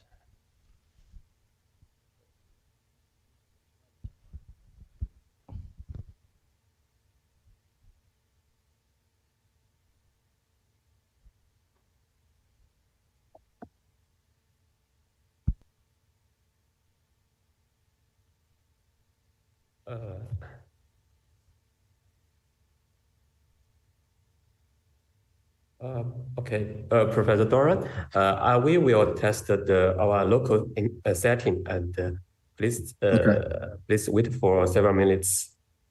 Okay. 黄烟，喂，你能听到我说话吗？可以听得到，我的声音能播放吗？可以播放，声音比较响亮。Okay. Okay. Now, Professor Doran, could you check if you had muted your microphone? We cannot hear you. My microphone. Well, I'm using two okay. devices. Now we can hear you. Now we can hear you now. 可以听得 I 到。 think it's already. And okay. Okay. We will give the microphone to the chair. Okay, thank you.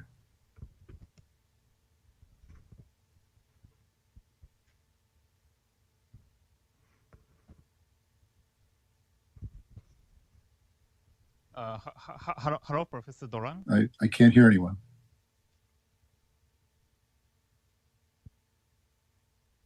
Hello.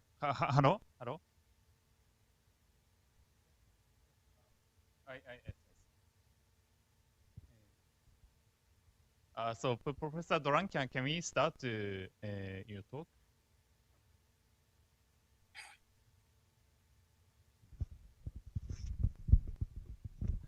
Here. Hello.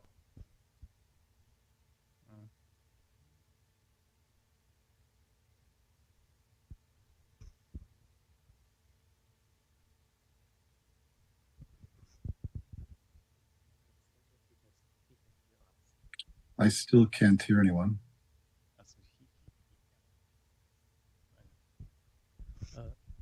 Hello, Professor Doran, can you hear us? I hear you now. Okay. I think everything is ready now, and the chair will introduce you. A moment. Okay. Hello, Professor Doran. I am a chair of your talk. Okay. Yeah. Hello. Hello. So, can we start your talk? Sure, whenever you're ready. Yeah, if you're ready, let's start. So, yeah. So, yeah. Okay. Yeah, thank you. Let's start. The third speaker with this session is Professor Charles Doran from University of Alberta in Canada. He's a famous expert working on Columbia manifolds and string theory, and today he will talk about the vibration and degeneration in Columbia geometry. So please start. Okay, well, thank you so much. I'm very happy to be speaking at the ICCM 2024. I'm very sorry that the United Parcel Service did not get me my passport with visa in time to make it there in person, but I hope you're all having a wonderful time in Shanghai. So what I'd like to talk about, as introduced, the title is Vibration and Degeneration in Calabi-Yau Geometry. And what I want to talk about are these two key constructions in algebraic geometry and how they have an impact on Calabi-Yau geometry and in particular mirror symmetry. One is an internal construction that you work on an algebraic variety. Another is an external construction that you build from, well, really families of algebraic varieties. The internal construction is vibrations, and the external construction is degenerations. Okay. So today's talk, I want to tell the story of how mirror symmetry for Calabi-Yau manifolds actually exchanges these two structures. We're going to talk about the genesis of the conjecture, sort of where it came from in my early studies in Hodge theory and geometry. Actual hard and fast theorems in Hodge theory and geometry that were inspired by this conjecture. And then finally some applications in string theory, one that appeared, I guess I can now say last year on the archive, and another that's going to be appearing soon this year. Okay. So the starting point for at least the genesis story today is an old paper of mine with John Morgan called Mirror Symmetry and Integral Variations of Hodge Structure Underlying One-Parameter Families of Calabi-Yau threefolds. Okay, and so this was, I think this appeared in one of those old mirror symmetry volumes, maybe Mirror Symmetry 5 or something like that. And as you can see at the bottom, I gave a talk in a Burr's workshop. So basically, I gave a talk in the Burr's workshop on what we were doing, and we wrote it up for this proceedings.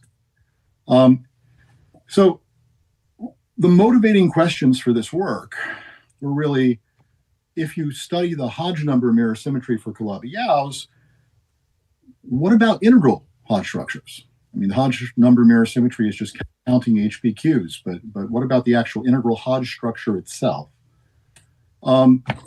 Picard-Fuchs ordinary differential equations play an important role in the mirror symmetry story for Calabi-Yaus, but what about integral variations of Hodge structure, compatible with these, if you like, real variations of Hodge structure? And our guide for this whole program was to understand understand implications, Hodge theoretically, of Kontsevich homological mirror symmetry conjecture. So the specific setting we were working in would be, consider an autoequivalence of the bounded derived category of coherent sheaves on a particular Calabi-Yau, and then you would apply effectively some kind of cohomological or K-theoretic, topological K-theoretic functor, and you get a prediction of a form of integral monodromy matrices about specific points in the moduli space of the mirror Calabi-Yau, Calabi-Yau check, I think is what I'm denoting it by here. And this is straight out of Kontsevich's International Congress of Mathematicians talk and very influential lecture that was written up in that proceedings. So what John and I did was we said, well, we understand the quintic as an example. When you start with the quintic Calabi-Yau, you have the mirror quintic family. The mirror quintic family has three special points in its one-dimensional moduli space. Its moduli space is effectively P1 with three marked points.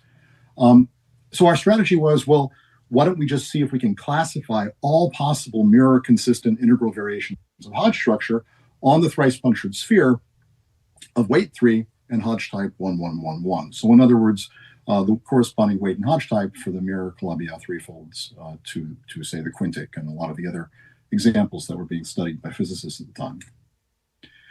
So this is the shape of the classification that we came up with.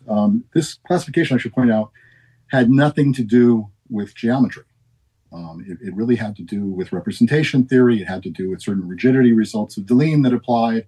It had to do with playing symplectic forms off of integral monodromy with certain characteristics, and then carefully looking at the Hodge and weight filtration to sort all this out. But what came out was a table like this, and you can see 14 groupings with some refinement to a total of maybe 23 cases.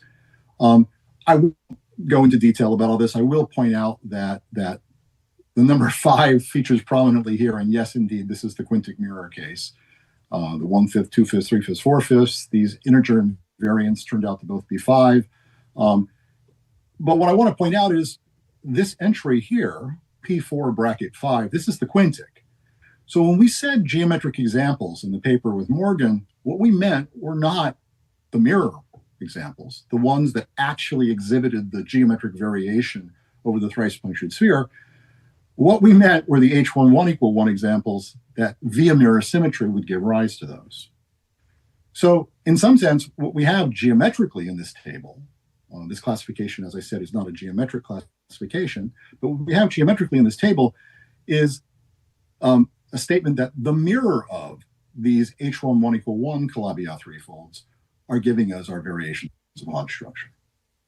Okay, so in the years following this work with Morgan, with my students and postdocs and whatnot, and we looked for regularities in the actual H2 = 1 Calabi-Yau families. So this is like the mirror quintic, or the mirror, let's see, octic, dectic, the mirror to the sextic, the mirror to the 3-3 complete intersection in B5. Not as mirrors of those, but as variations of Hodge structure over the thrice punctured sphere in their own right. Okay, so we're looking for regularities that don't have the word mirror in them. Let's put it that way. So eventually, consolidated work over many years, we came up with this theorem. This is, you're going to see this time and again. This is Duran, Harder, Novoseltsev, and Thompson. Harder and Novoseltsev were my students, and Alan Thompson was my postdoc. And this is Andreas Beaumendier, who's now at Utah State University. So the conclusion was that all 14 of the H2 = 1 Calabi-Yau 3 variations that we're talking about here, the Calabi-Yau 3 folds that you get via the mirror construction have a regularity. And the regularity in their own right is that they admit fibrations by K3 surfaces polarized by a particular kind of rank 19 K3 surface. Okay, so it's a K3 surface lattice polarized by H, sometimes goes by the name of U. It's the hyperbolic rank 2 lattice, 2 copies of the negative definite E8 lattice, and a single class of self-intersection minus 2m. Okay, so this lattice MM, I usually call it MN, but we're going to do some work, mention this work with some physicists from last year where we called it MM, so I'll say that. This lattice is the lattice for the mirror to 2m polarized K3 surfaces. So if M is 2, M2 is the polarizing lattice for the quartic mirror K3, if you want to think of it that way. Okay. So in fact, I should point out, just because people who might care about hypergeometric variations and things, yes, you have a 4F3 hypergeometric variation for all of these Picard-Fuchs equations, or these mirror ZVHS. In fact, the M's that show up here are only the M1, 2, 3, and 4. And 1, 2, 3, and 4 actually correspond to families of K3 surfaces that are themselves living in terms of a moduli space over the thrice punctured sphere. So they have a 3F2 variation. So it's a very nice story already, just from the standpoint of discovering this vibration structure. Okay, but it raised the obvious question: could we directly construct all Calabi-Yau 3 folds fibered by MM polarized K3 surfaces? Okay, so what we're basically asking for is a generalization of Kodaira's theory for elliptic fibered surfaces, but where you replace the elliptic fiber by an MM polarized K3. Now, as we all know, in the context of Kodaira's theory, the ADE classification shows up in its relationship to the singular elliptic curves that can show up in these families. Okay, so not only do you need to generalize kind of the modular or if you like, period story with regard to the elliptic curves being replaced by K3s on the smooth fiber, you also have to understand the degeneration, and you have to understand issues of globalization, issues of when the total space will actually compactify to a Calabi-Yau 3 fold, and by the way, whether it's singular or not. Okay, so there's a lot in there. So if you take this lattice MM that we were talking about and consider MM polarized K3 fiber Calabi-Yau 3 folds, the result we got was that they're classified by an invariant, which is a generalization of Kodaira's functional invariant. Now, Kodaira's functional invariant is just J, right? It's the map from the base of your family of elliptic curves to the upper half plane through the elliptic modular function J down to the J line. And that composition, as he proved, is a rational function. Well, that's Kodaira's functional invariant. This is the generalization. So to each point we're assuming the base P1 of a K3 fiber Calabi-Yau 3 fold necessarily has to be a P1 base by just canonical bundle considerations. The image of this or the target of this, is then denoted MMM. So this is the moduli space of MM polarized K3 surfaces. And since they're rank 19, 20 minus 19 is 1, so that'll always be a modular curve. Okay. Now, there's a special case. So this result for M bigger than 1 was established with Harder, Novoselic, and Thompson in a series of papers. Allen dealt with the last case, the M equal 1 case, in a paper with Remkes Kustra, who is himself a former student at the University of Alberta of James Lewis.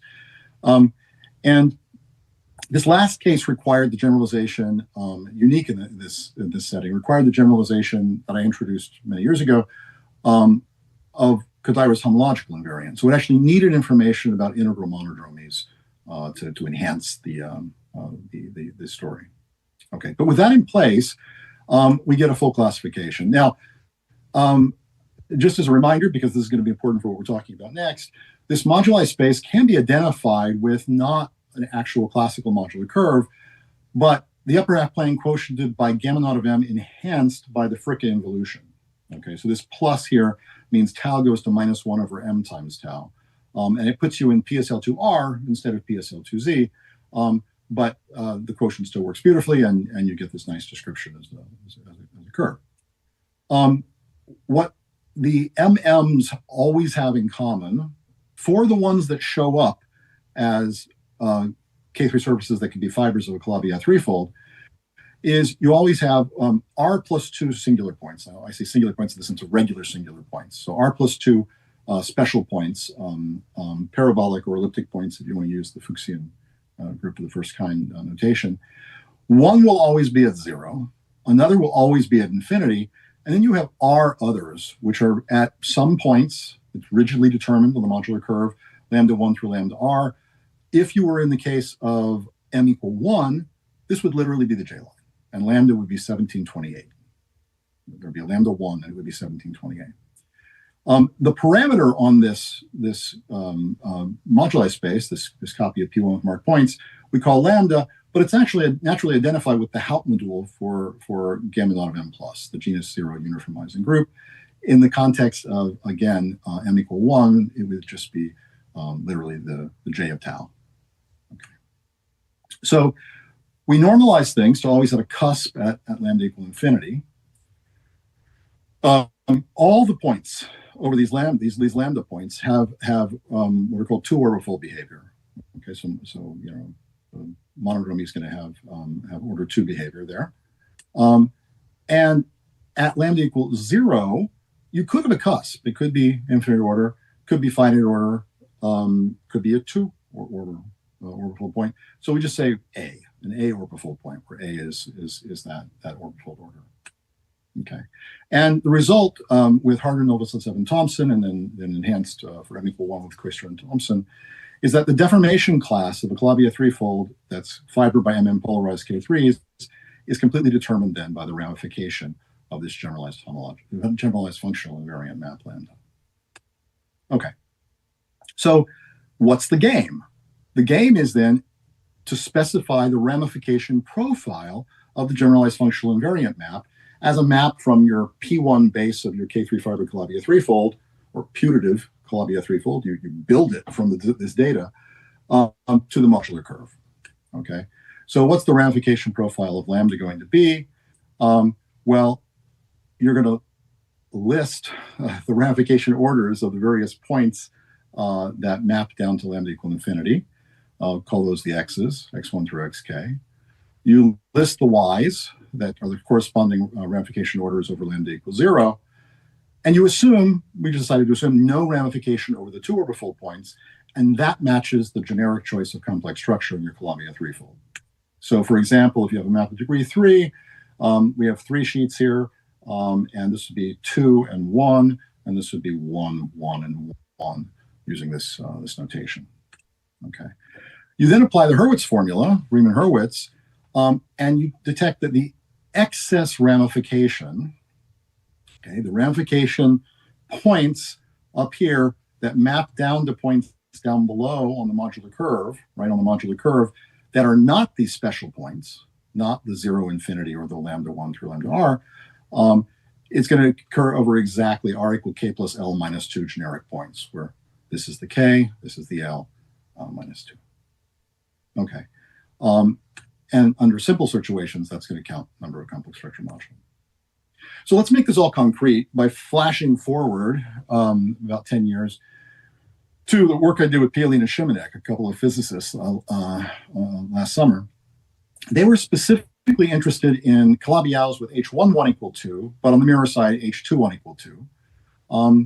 And if we specialize my construction with Harder, Knowles, Evan Thompson to the H21 equal 2 case, this is the structure of the generalized functional invariant map that you get. Okay, it's extraordinarily simple. Here, y will take to be the affine coordinate on the base P1 for the K3 fibration structure on the Calabi-Yau. Z1 and Z2 are the complex structure deformation parameters. Notice one of them is just scaling this reciprocal y here. Another one is just an overall scaling up to its reciprocal. It's an overall scaling. That's very much in line with what I saw way back when in the original work with Morgan when we found all those fibrations.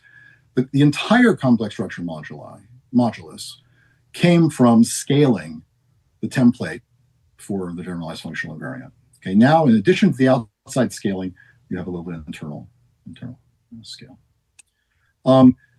The powers I, J, and S have the property with that, okay, well, I is bigger than equal to J is bigger than equal to 1, S is between 0 and I minus J, but by our classification, they're constrained. So M specifies the lattice polarization type of the K3, and M equal 2, for example, is the quartic mirror case. And these are all the possible partitions I and J that can happen. Okay, just giving you a hint of flavor there. So the rough idea is that you take what amounts to a modular family on the modular curve. It's not going to be it's a coarse moduli space, so it's not a universal family. But you pull back a modular family, and then you deal with issues of Crepin resolution. Okay, and from that you get, well, under the right hypotheses, a complete construction of all smooth polarized K3 fibered Columbia threefolds. We'll denote these y sub MSIJ because it's just this combinatorial data, these lists of small lists of numbers that are dictating the structure of the Calabi-Yau and consequently enumerating its moduli spaces. Okay, so this is a special case of the general story.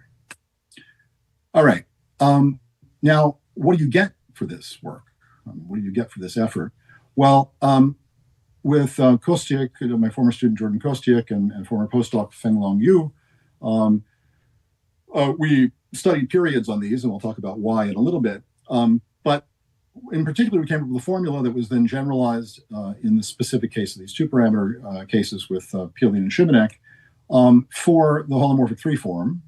And as you might expect from experience with elliptic surfaces, where you build, say, for an elliptic K3, the holomorphic 2 form on the elliptic K3 from the holomorphic 1 form on the fibers wedged with a form associated with the base, the same thing's true here. So you have this data defining the holomorphic 3 form, and here's the formula for it.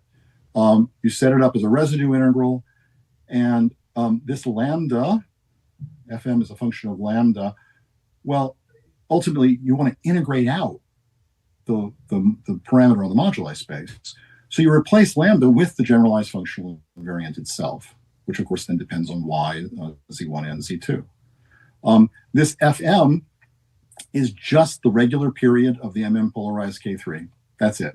Okay, so you're just using the fiber Hodge theory, if you like, to do this.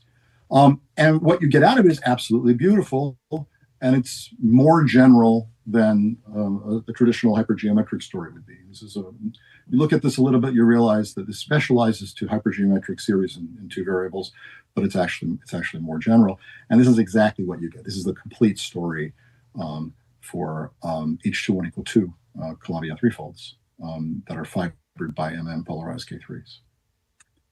Okay, now what physicists care about often is a point of maximal unipotent monodromy, because that's where they can apply the various arguments to construct mirrors.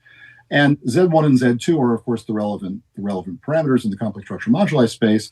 And we've arranged things. So Z1 equals Z2 equals 0 is the point of maximal uniform monodromy.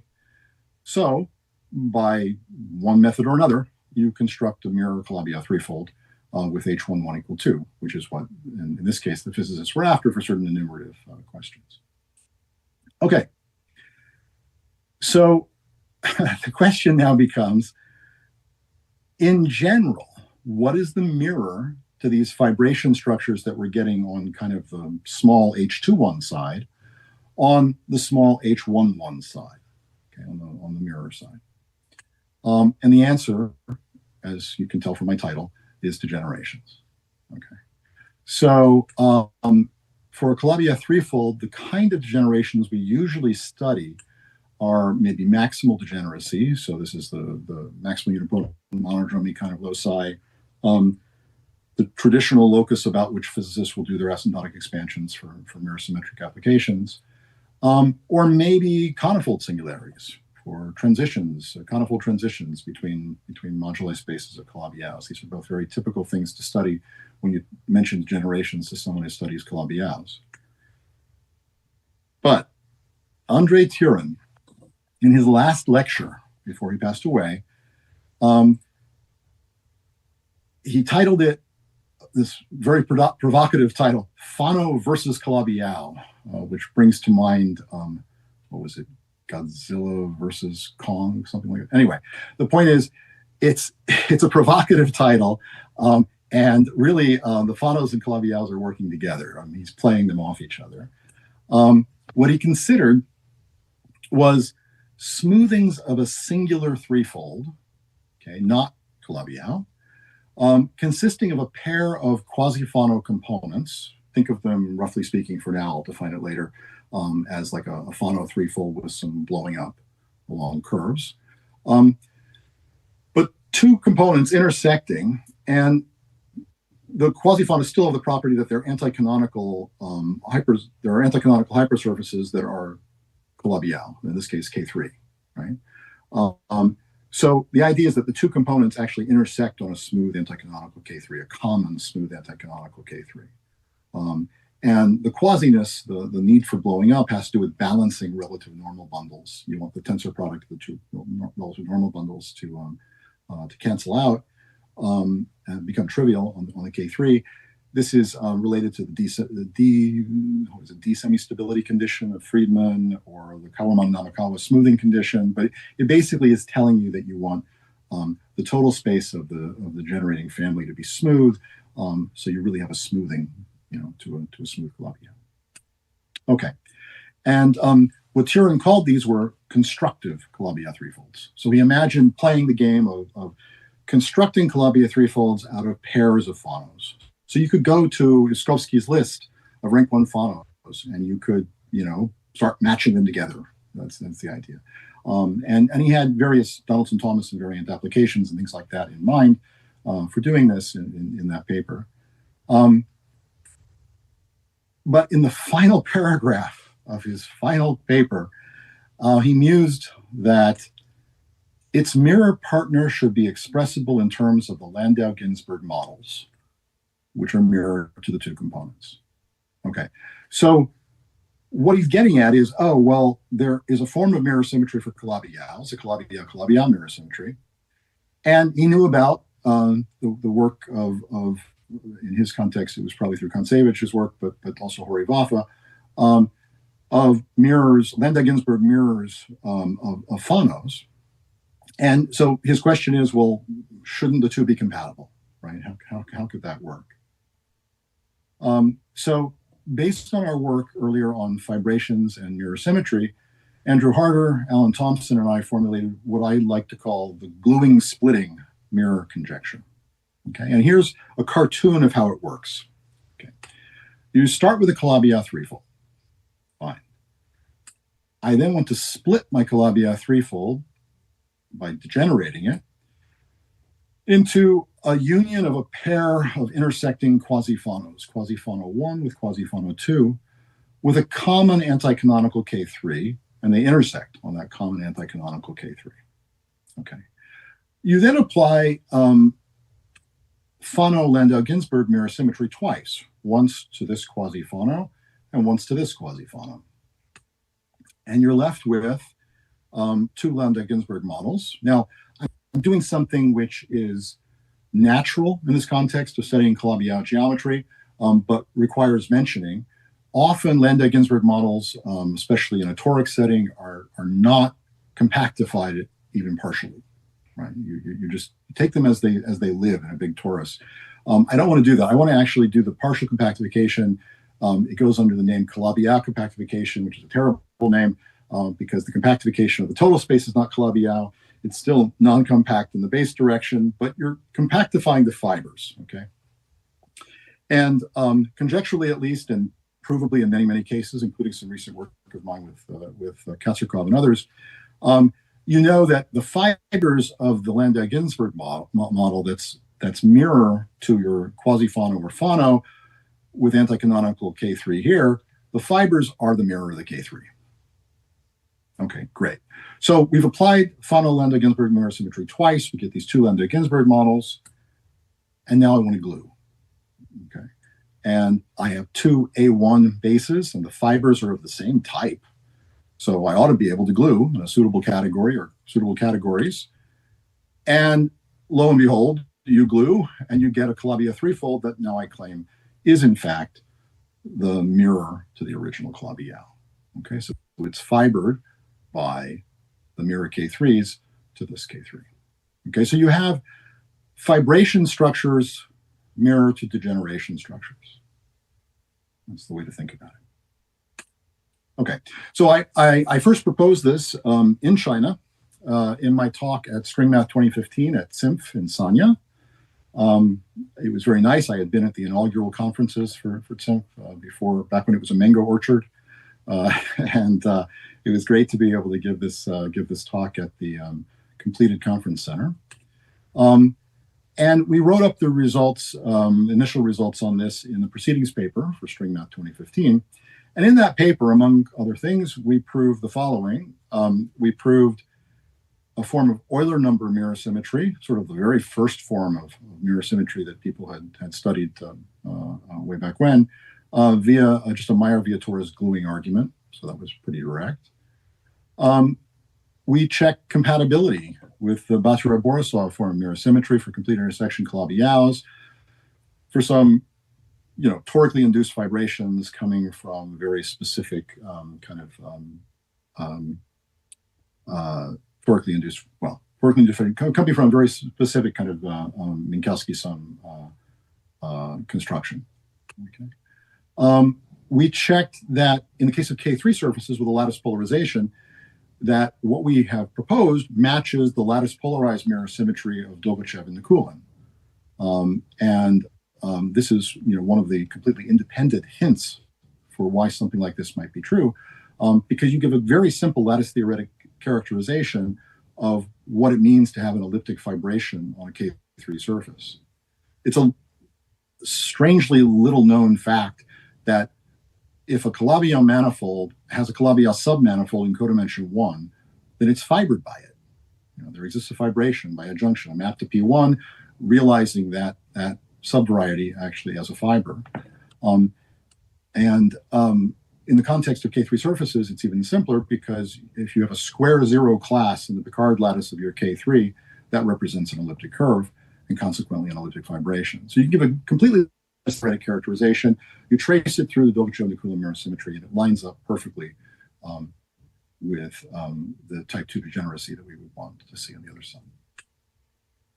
And perhaps most remarkably, or most strongly at this time, going back up to dimension 3, under this correspondence, the geometry and the Hodge numbers of mirror Turing degenerations, so constructive Calabi-Yaus, exactly match the H21=1 MM polarized K3 fiber Calabi-Yau threefolds that we constructed with Harder, Nowitzel, and Thompson.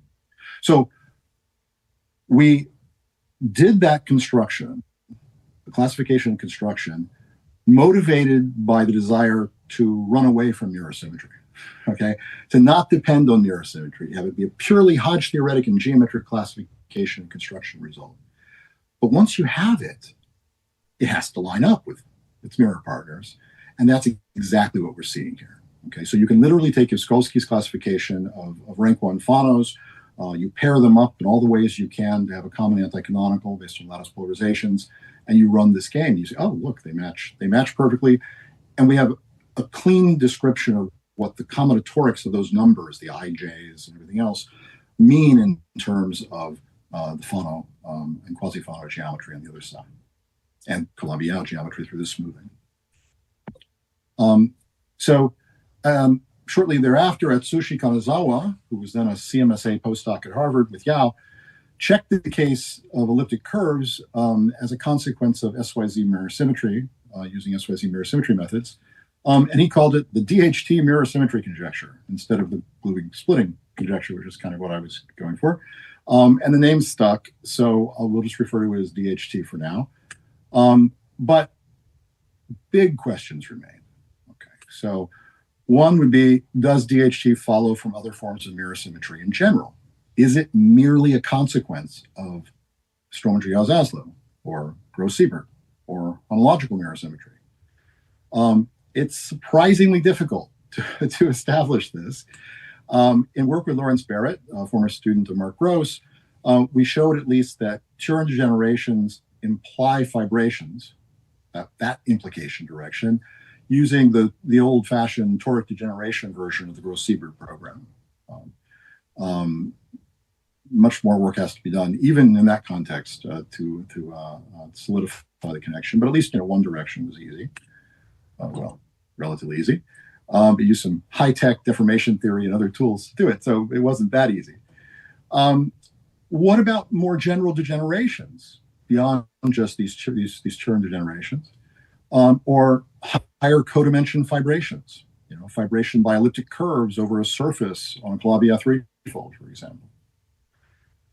And more importantly, maybe, what new insights does it give us into Calabi-Yau geometry or into string theory, which after all motivated mirror symmetry in the first place? Okay.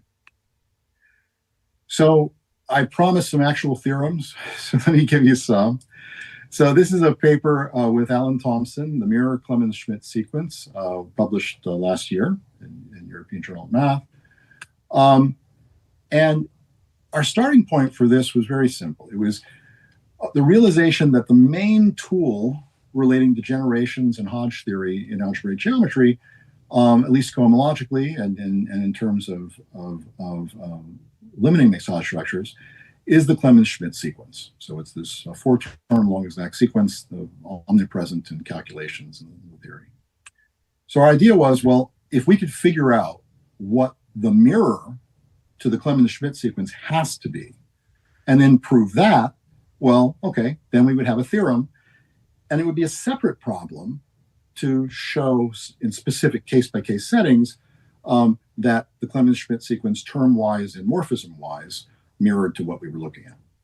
Okay, but if you can prove the Clemens-Schmidt sequence, you ought to be able to figure out and then prove a mirror Clemens-Schmidt sequence. That was our idea. So, first theorem: if pi from y to b, think base, is a projective surjective morphism from a smooth complex projective variety y to a complex projective variety b, and more than that, not just a projective variety, but fix an embedding of b in projective space, polarize it, right? And let z and y be the pre-image under this surjective map of a general linear subspace. So hyperplane section of b in Pn. Okay. Now, of course, if the base is one-dimensional, it is a P1. And what we're talking about is picking out a point and a fiber over the point. So you can think in the one-dimensional base case of z as just being the fiber. Okay. Then let u be y minus z. So you're plucking out a fiber. It's the complement of z. And j is just the injection of the complement of the fiber into y. That's the inclusion. Then we have a four-term long exact sequence here. Compactly supported cohomology. We're cupping here with the class of the fiber. You don't have to understand everything we're saying here, but let me just say, you have a four-term long exact sequence of mixed Hodge structures on the graded pieces, and this is a new ingredient, of the perverse Leray filtration. Okay? So the key ingredient of this whole story is the perverse Leray filtration. Okay, that's a natural thing to consider on the mirror side when you're studying fibrations, or if you prefer these surjective morphisms. And for that, we discovered it was sufficient to use existing results of existing results of De Cataldo and Migliorini to prove the Mirror-Clemens-Schmidt sequence. Now, they didn't prove it. It wasn't listed in any paper in literature. We deduced it using mirror symmetric principles, but in order to prove it, most of the tools we needed were actually out there. But in this context, this mirror symmetric context, now that we have the Mirror-Clemens-Schmidt sequence, we get a remarkable conjecture generalizing Hodge number mirror symmetry with extreme detail. Okay, so let me show how this works. Consider a degeneration of Kähler manifolds over a punctured disk, so degenerating at the central fiber. We say it's semi-stable if the central fiber is a simple normal crossings divisor, and semi-stabilization is possible under the right circumstances, depending upon what you want to preserve. We define the length of the semi-stable degeneration to be the smallest natural number lambda, such that the log monodromy to the lambda is 0. Okay, and that's going to be our measure of depth of degeneration, if you want to think of it that way. So length. We also want a condition of k-triviality. Now we're over a disk; we're not over P1 right now, so we're not saying the total space has to be Calabi-Yau, but we are saying we want trivial canonical bundle on the total space over the disk. Okay. I promised I'd define quasi-Fano for you.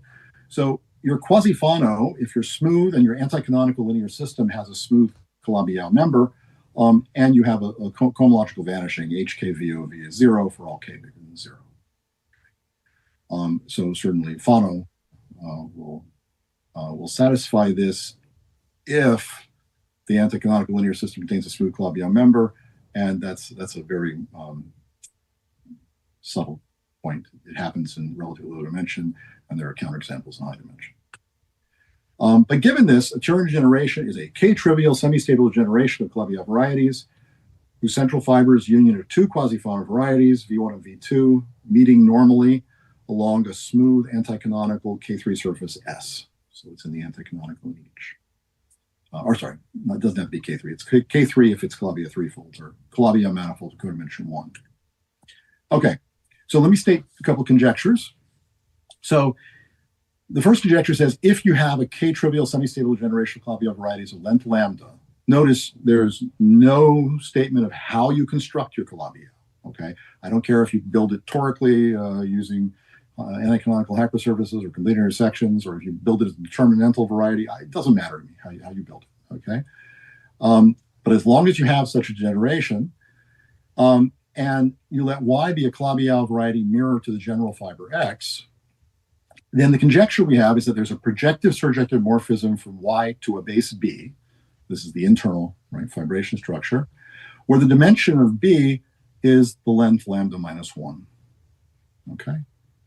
Moreover, we have an equality between the dimensions of graded pieces. Now, here, I won't read the whole thing out, but the graded pieces are coming from the Hodge, that's the F, the weight, that's the W, and the perverse Leray, that's the P filtrations. So think of it as slicing and dicing. You know, your usual HPQ, well, you think of it as arising from Hodge and weight filtrations. Now you have an additional filtration, so you have three. You have the P, the Q, and the L. Keep track. Moreover, for an appropriate choice of embedding of the base into projective space, and you being that complement that we talked about earlier, we have matching of dimensions of these weight-graded pieces. Okay, so these two pieces of conjecture 1.6 are an extremely precise refinement of what should happen to Hodge structures of Calabi-Yau varieties when they degenerate and mirror to fibrations. So this is something you can sink your teeth into. If you specialize this to the Turing degeneration case, then the conjecture is for Calabi-Yau threefolds, then the conjecture is there's a mirror which emits a K3 fibration, and that the K3 fiber and the common K3 are mirror to each other in the sense of Dolgachov and Nikulin. Okay, so they satisfy this lattice polarized mirror conjecture. All right, so those are the conjectures. Now, we also have some positive results along these lines that we reported in that paper. So the first is if you have a type 2 degeneration of lattice polarized K3 surfaces with a general fiber X, then there's a mirror with a genus 1 fibration for which the first conjecture holds. So that's done deal. We have that. If you have a type 3 degeneration of K3s that are polarized by, well, this is the MK lattice. That MM lattice before, but we use K here. So MK lattice. And you have a generic K3 surface of degree 2K, well, that's its mirror, right? Then there's actually a finite morphism for which the conjecture holds. Okay, now that matches because the length L, or what did I call it? Lambda? I don't remember anymore. Anyway, the length was 3, okay? So 3 minus 1 was 2, which means you have a morphism to a base, which is 2-dimensional, so it's a finite map, okay? And that's the finite morphism here. Furthermore, if you have a type 2 or type 3 degeneration of K3s, and the mirror to the general fiber admits the morphism to some base for which the conjecture holds, then it also holds under a base change map. So this is something that is a feature of semi-stable degenerations. You can always take a mu-fold branched cover, branched only at the central fiber. And of course, because that's our setup, you must have a mirror interpretation for this. Well, the mirror interpretation is literally just the degree mu Veronese re-embedding of the base. Okay, so nothing can be more natural from a classical geometry standpoint. More results, if we have a Turing degeneration of Calabi threefolds and a K3 fibration on its mirror that satisfies the second conjecture, then the first conjecture holds. Okay. And finally, although a motivating example that we've used all along is the notion of the quintic degeneration. So the quintic can degenerate into, say, a hyperplane and a quartic threefold. They both have a common anti-canonical, which is a quartic K3. You mirror them, you get mirror quartic fibrations. This is the story we were talking about. It's also the case that the quintic could degenerate as a quadric and a cubic, in which case, instead of having M2 polarized mirror fiber K3s, you'll have M3 polarized mirror fiber K3s. And something I looked at with Kostyuk and you is we studied these examples and we realized those two fibrations have a common elliptic fibration. So there's an elliptic fibration over a 2-dimensional base on the mirror quintic, right? Which is common to both of these two K3 fibrations. And that is mirror to this degeneration of length 3 we're referring to here, which is basically just degenerate your quintic first to degree 1 and degree 4, and then to degree 1, and degree 3, or first to degree 2 and degree 3, and then to degree 1, 1, and 3. Okay, so you're getting it degenerating that way. All right, so these results apply quite generally. They're independent of how we construct our Calabi-Yau and Fano varieties. When the Calabi-Yau and Fano varieties are toric complete intersections, and I also mean the Fano varieties, with Kostyuk and you, we use Giventhal's construction of Landau-Ginzburg models for the Fanos, or in this case, quasi-Fanos, to prove that DHT on the level of periods and I functions. Now, gluing of periods turned into something very, very simple. We express the periods through the generalized functional invariance. So gluing of these two Landau-Ginzburg models with their K3 fibrations has to somehow combine two rational functions into one. Well, it's multiplication. Okay, multiplication with a twist involving the blowing up that you have to do on the quasi-Fano side. So that was a nice surprise. And then when you ask what the implications are for the Gromov-Witten invariance and relative Gromov-Witten invariance, you get that the Gromov-Witten and relative Gromov-Witten invariance are related through the respective mirror maps, including relative mirror maps, and gluing, and you obtain a degeneration formula for Turing degenerations that, well, through difficulties of translating one formulation to another, we haven't been able to identify with anything in the literature, but it's a theorem. We call it a B-model motivated degeneration formula for Turin degenerations of Calabi-Yau threefolds. All right. So this has been enhanced further in work in progress with my former colleague David Favero from the University of Alberta, who's now at the University of Minnesota, and Fenglong Yu, my former postdoc from the University of Alberta, who now is at Nottingham in the UK. We prove a very general form of the DHT mirror symmetry in the context of toric Landau-Ginzburg models. So a toric Landau-Ginzburg model is an extremely general structure. It is general enough to account for anything you want to do with complete intersection Calabi-Yaus, anything you want to do with your standard LG models, toric LG models in the literature. So it made sense to formulate it there. It's building on foundational papers of Hu, Liu, and Yao, this beautiful work that they did on toric fibrations or torically induced fibrations on Calabi-Yaus. And the symplectic story developed by Diemer, Katzerkov, and Kerr. That's Gabriel Kerr, not my collaborator, Matt Kerr. And what we do is we introduce a modified Lefort variety that then directly proves the degeneration fibration correspondence on the level of Clark mirror duality.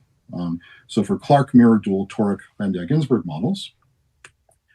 And then by applying new results by Andrew Harder, who I mentioned earlier, and Sukju Lee, a former student of Pantev and Tanagi at UPenn, on graded pieces of the Hodge filtration on twisted cohomology, we can then directly apply their work and prove variance of conjecture 1.6, the very subtle conjecture involving the gradings in the toric LG setting.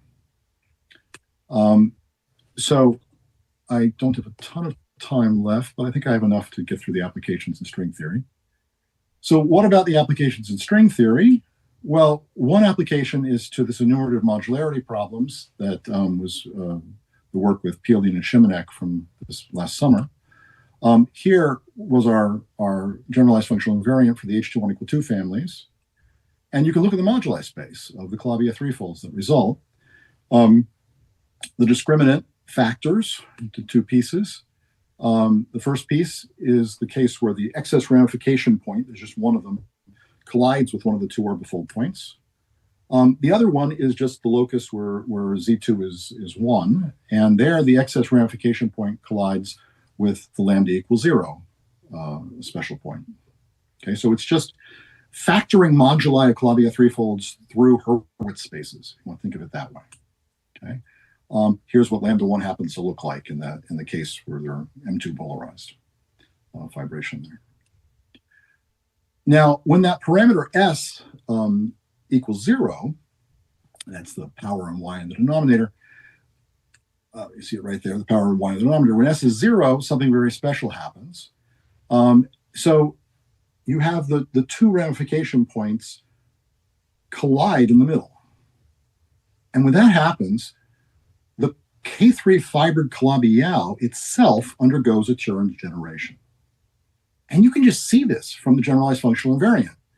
You can see this highlighted portion, the 1 minus y squared portion, is really just this upper part. Okay, remember these lines represent the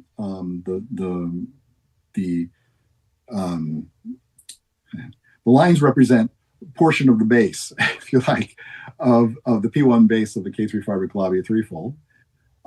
There's the other half, and it comes from this portion here. And like I said, it's a factorization of the generalized functional invariant map, right? And in the middle, you get this K3, okay? And the K3 appears at a special value in that base. It's where the lambda value takes this extremely nice kind of form that people recognize without the 1/Z1 term in terms of hypergeometric stories, and you throw in the 1/Z1 term and it perturbs away. Combining this with DHT, you get that the mirror exhibits a 2M quasi-polarized K3 fibration, because now you have a Turin generation on the side which we studied the mirror. And this quasi-polarized K3 fibration then defines a map from the base P1 on the X side, the mirror side, to this 19-dimensional moduli space of 2M polarized K3s. And this is where Noether-Lefschetz invariants come from. For anyone who's studied this before, you define the Noether-Lefschetz invariants through integration, but you're basically tuning it to detect rank jumps of a very specific sort in your lattice polarization for your K3s jumps by 1 with certain properties in exactly such a way as to get an invariant that gives you a finite number. And the generating function of the Lefschetz invariance itself is a vector value modular form. It's related to Gopen-Kumar-Waffe invariance and leads to modular properties of the topological string partition function of arbitrary genus. The way we took advantage, address this was to work with universal properties of things like the Yukawa couplings. Here's the Yukawa coupling. But for these families, we get universal formulas involving these combinatorial data for the Yukawa couplings. And this allows us to get enough terms combined with modularity to get complete results. So combining this with modular properties of the mirror map, which is all coming from this Hauptmodul we talked about before, you get generic modular expressions for what are called the vertical parts of the genus 0 and genus 1 topological string partition function for 2M polarized K3 fiber Calabi threefolds. Now, what's cool about this for other applications in string theory is if you look again at this Chern generation, this limit is mirror dual to what's called the large base limit of the K3 fibration on the other side, on the X side. Okay.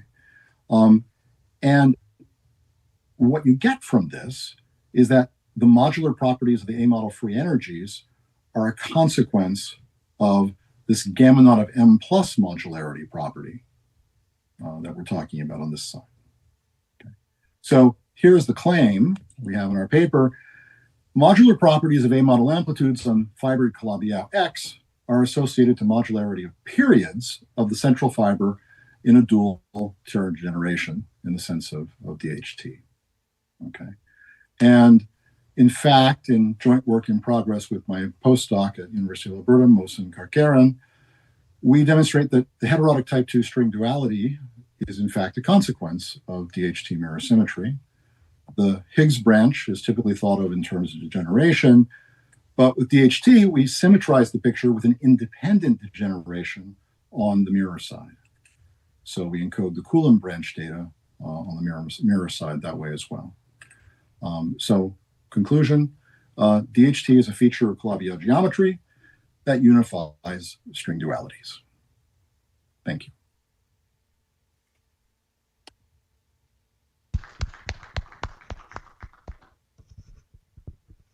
Thank you for very nice talk. Are there any questions?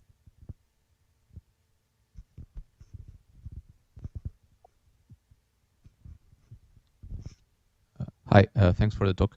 So I understand starting with a Calabi-Yau and doing the degeneration procedure, but on the other hand, if I start with a K3 fiber Calabi-Yau, it's not obvious to me that I can always split it into 2 Landau-Ginzburg models.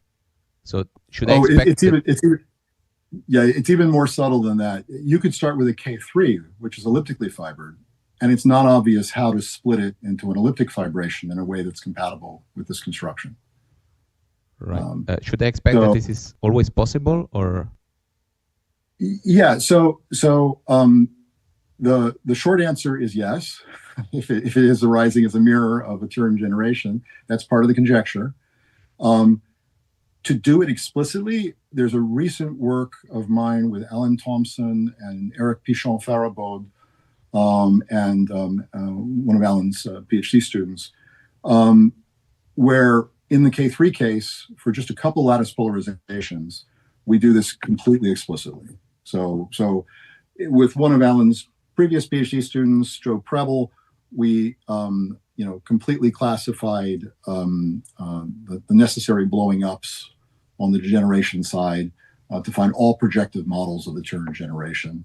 Once you do that, you come up with very precise predictions on the mirror side, and then you have to find the splitting path. And this becomes a very subtle question involving integral monodromies and loops, and there's absolutely no reason why the path has to be simple, and indeed it's not, but it works. I don't know what to say. We did it. And as a consequence, by combining this with some recent work of Alan's with his former postdoc, you get a proof of a K-theoretic version of homological mirror symmetry for these K3s. So it's subtle, it's not obvious, but it's very powerful. Okay, thanks.